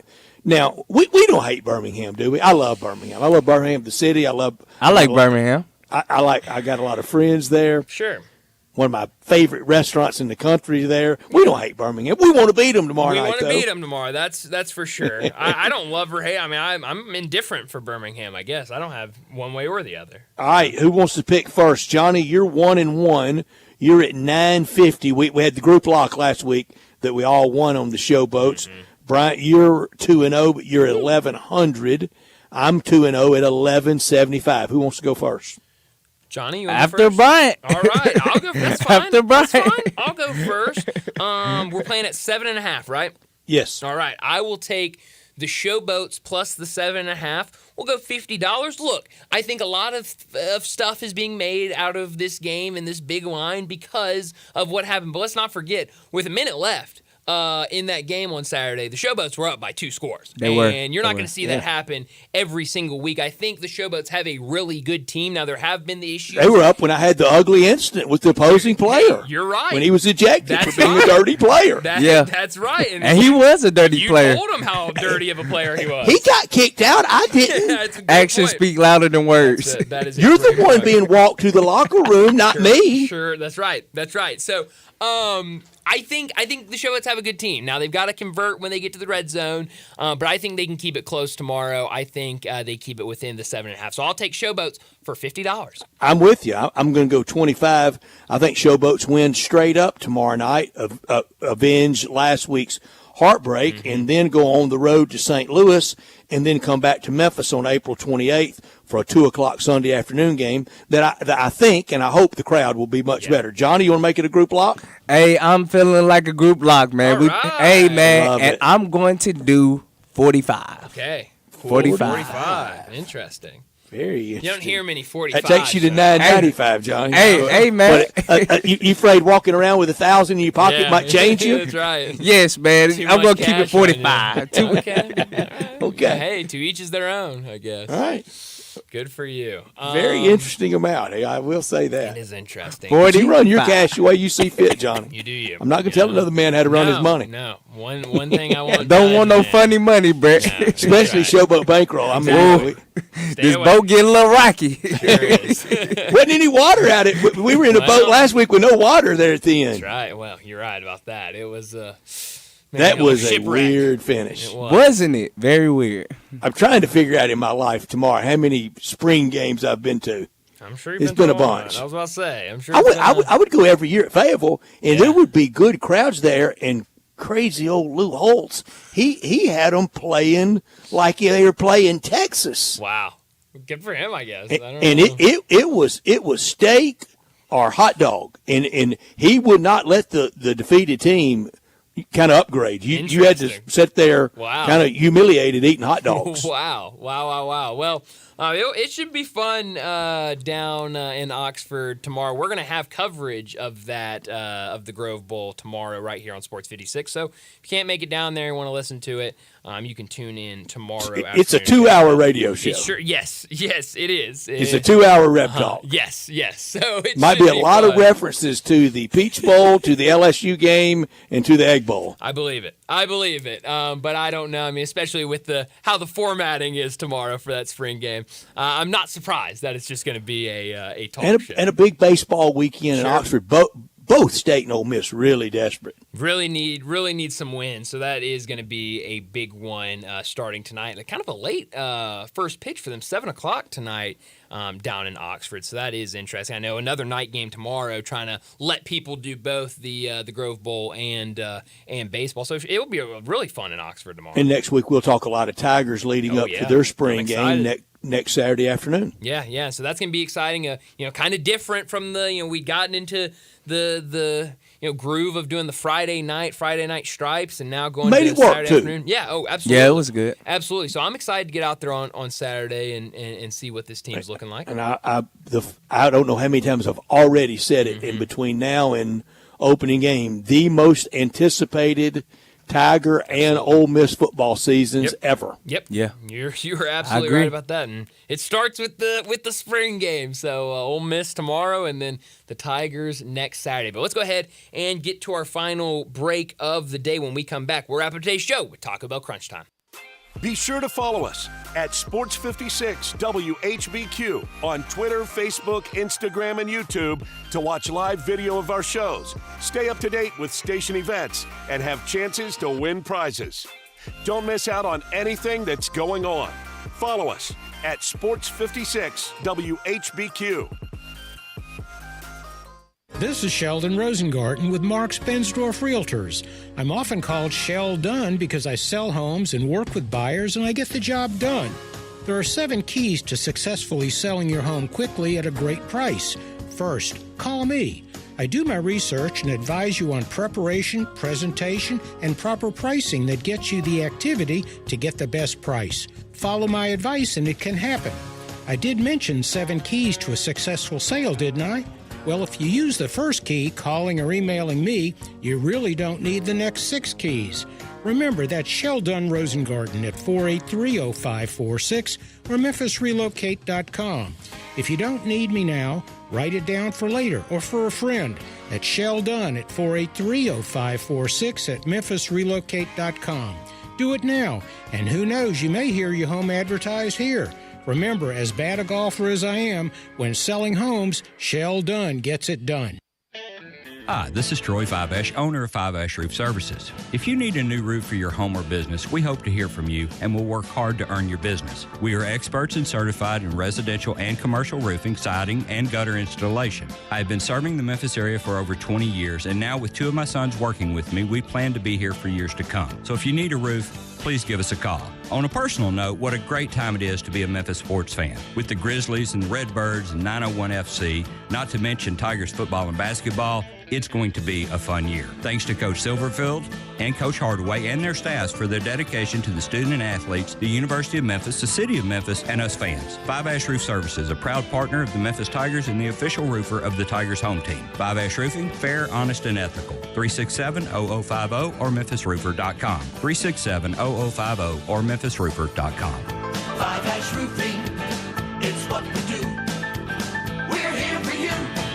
Hey baseball fans, go yard with BetMGM, the king of sportsbooks. All season long, we're offering top odds on your favorite home run bets, shared 50K Grand Slam jackpots, fast and convenient ways to play same-game parlays, special boosts and tokens, and so much more. From the first pitch to the game-winning fireworks, there are more ways than ever to supercharge your excitement. Whether you want to combine multiple bets for the chance at a bigger payout or place a live bet as the game unfolds, BetMGM has all the home run betting options you could need. Download the BetMGM app, head to the ballpark, and get your piece of MLB action. BetMGM is an official partner of Major League Baseball. BetMGM and GameSense remind you to play responsibly. See BetMGM.com for terms. 21 years of age or older. Tennessee only. Subject to eligibility requirements. Rewards or non-withdrawable bonus bets that expire in 7 days. Gambling problem? Call or text the Tennessee Red Line 800-889-9789. Bartlett Small Engine has been serving quality power equipment since 1970. They have a full line of power equipment, parts, and services for most makes and models. Bartlett Small Engines has the best brands in the power tool industry, and they're all American made. Bartlett Small Engine is your can-do store. 6780 Summer Avenue. Call 901-386-9779. Bartlett Small Engine has free pickup and delivery both at your home and curbside for lawnmowers, blowers, edgers, and any small engine. Call 901-386-9779. You watch sports. You listen to sports. Now let's talk sports. Are you a huge sports fan with always something to say but only a few listeners? Well, not anymore, because Sports 56 is opening the airwaves overnight. From 12 midnight till 6 a.m. for people like you to talk sports during your own 1-hour radio talk show on Sports After Dark. That means for 1 hour, you can tell us what's really on your mind regarding sports. Your favorite sports team, your favorite player, discuss pre-games, post-games, all games. Let's talk. Orientation is required. Interested applicants must contact the podcast center at gmail.com or call 901-468-3097. That's the podcast center at gmail.com or 901-468-3097. Amateur and professional talk show hosts encouraged to apply. Required orientation is Saturday, April 13th, or you can take it online. Now back to Sports Time on Sports 56 and 98.5 FM. Here once again are Brett Norsworthy and Bryant Dacus.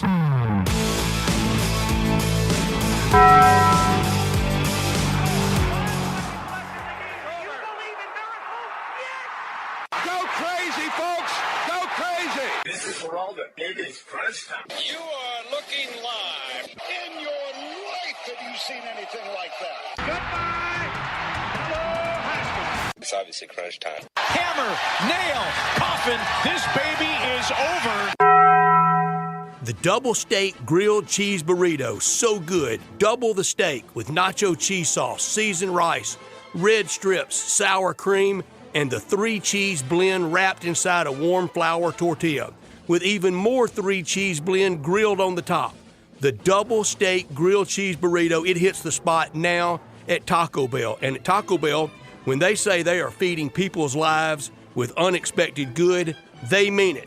Bowl food you can't get anywhere else. Well, Brett, what I learned is we're wrapping up the second round of the Masters as we speak. A lot of guys already in the clubhouse, but a couple of guys I think a couple guys still around 14 through 14 through 13, so they still got a handful of holes left to play, but most guys either wrapping up their rounds or already done with their rounds, and it looks like the projected cut line currently at 5 over, and that means defending champ John Rahm has some work to do. He's currently 6 over through 14 holes. A lot of talk about him before the tournament, but a lot of people thought he would come out and do fairly well. There was the whole conversation of, will he be looked at as a defending Masters champion or as a live golfer this week? And he's really struggled, so he's got some work to do. But like I said, through 14, so he still has a handful of holes left, but he needs a couple of birdies if he wants to make the cut.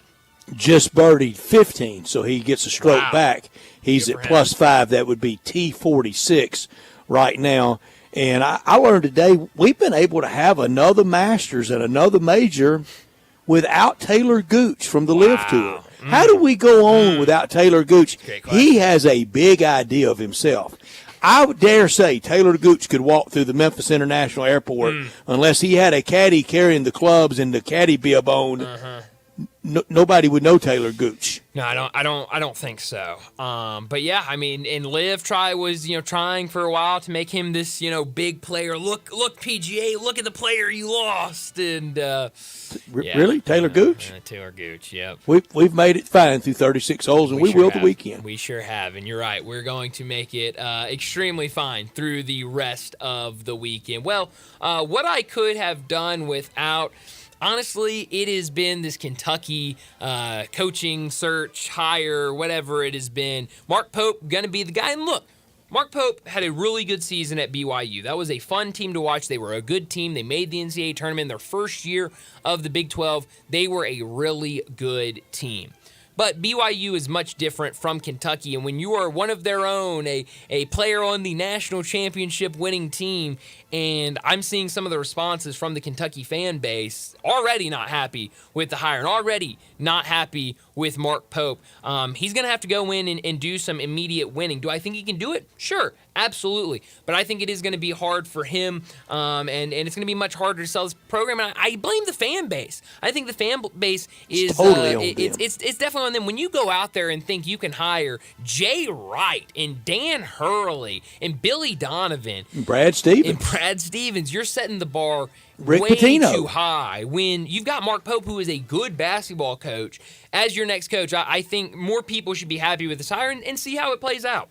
Kentucky really did get a big old slab of humble pie. Sure did. And that's what I could have done without the clowns on the X machine with all the scoops, some of them parody accounts that people fall for, and then others that are serious accounts that look like and act like parody accounts. How about the account that had Josh Pashner in consideration for Arkansas, or Scott Drew from Baylor to Kentucky, or Jerome Tang or Chris Beard to Arkansas? But the one that nailed it, our friends at the Buzz in Little Rock, Wes Moore and Trey Schapp. All over it on Sunday, and they were right all along, and they held their ground from the start when early on, they I texted a friend, I said, I hope Wes and Trey are right on this, or they have to leave the state. Yeah, but they stood their ground, and they were absolutely 100% right, so absolutely shout out to them. Where are you beaming this weekend? Grove Games. I'm getting ready. I am ready for 7-on-7 and a dunk contest. That's right. And I mean, it's everything but axe throwing and beer pong, I swear. That? Yeah, and you've got tug of war going on between the big fellas, so it's going to be a lot of fun. And here's why. We know what Lane Kiffin has, and he knows what he has for next year. 29 wins the last 3 years for him, 2 New Year's 6 bowl games, and a Peach Bowl win over Penn State. Why risk a thing? Why risk it? There's no point. There's no point at all. Being me, this might come to a surprise to people, but it's honestly going right back to what I like to do. A's and Nationals this weekend, a 5-7 team versus a 5-8 team. Tickets available. The A's have Great been game to go sneaky to. good. A whole stadium available. Well, look, you got the A's who've been sneaky good. You got the Nationals that have some fun young players. I like it. Send me there all weekend. You can sit on the pitchers, man. Perfect.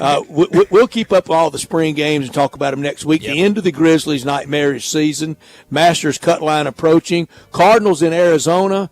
Egg Bowl on the Diamond this weekend right. with State and Ole Miss, and the Redbirds home all weekend as well. Yeah, you're right. So it should be a fun weekend. We'll also have coverage of Ole Miss, Mississippi State baseball. That first pitch tonight, 7 o'clock pregame starting at 6:30. But that's all the time we have today. Enjoy your weekend. We'll talk to you again on Monday.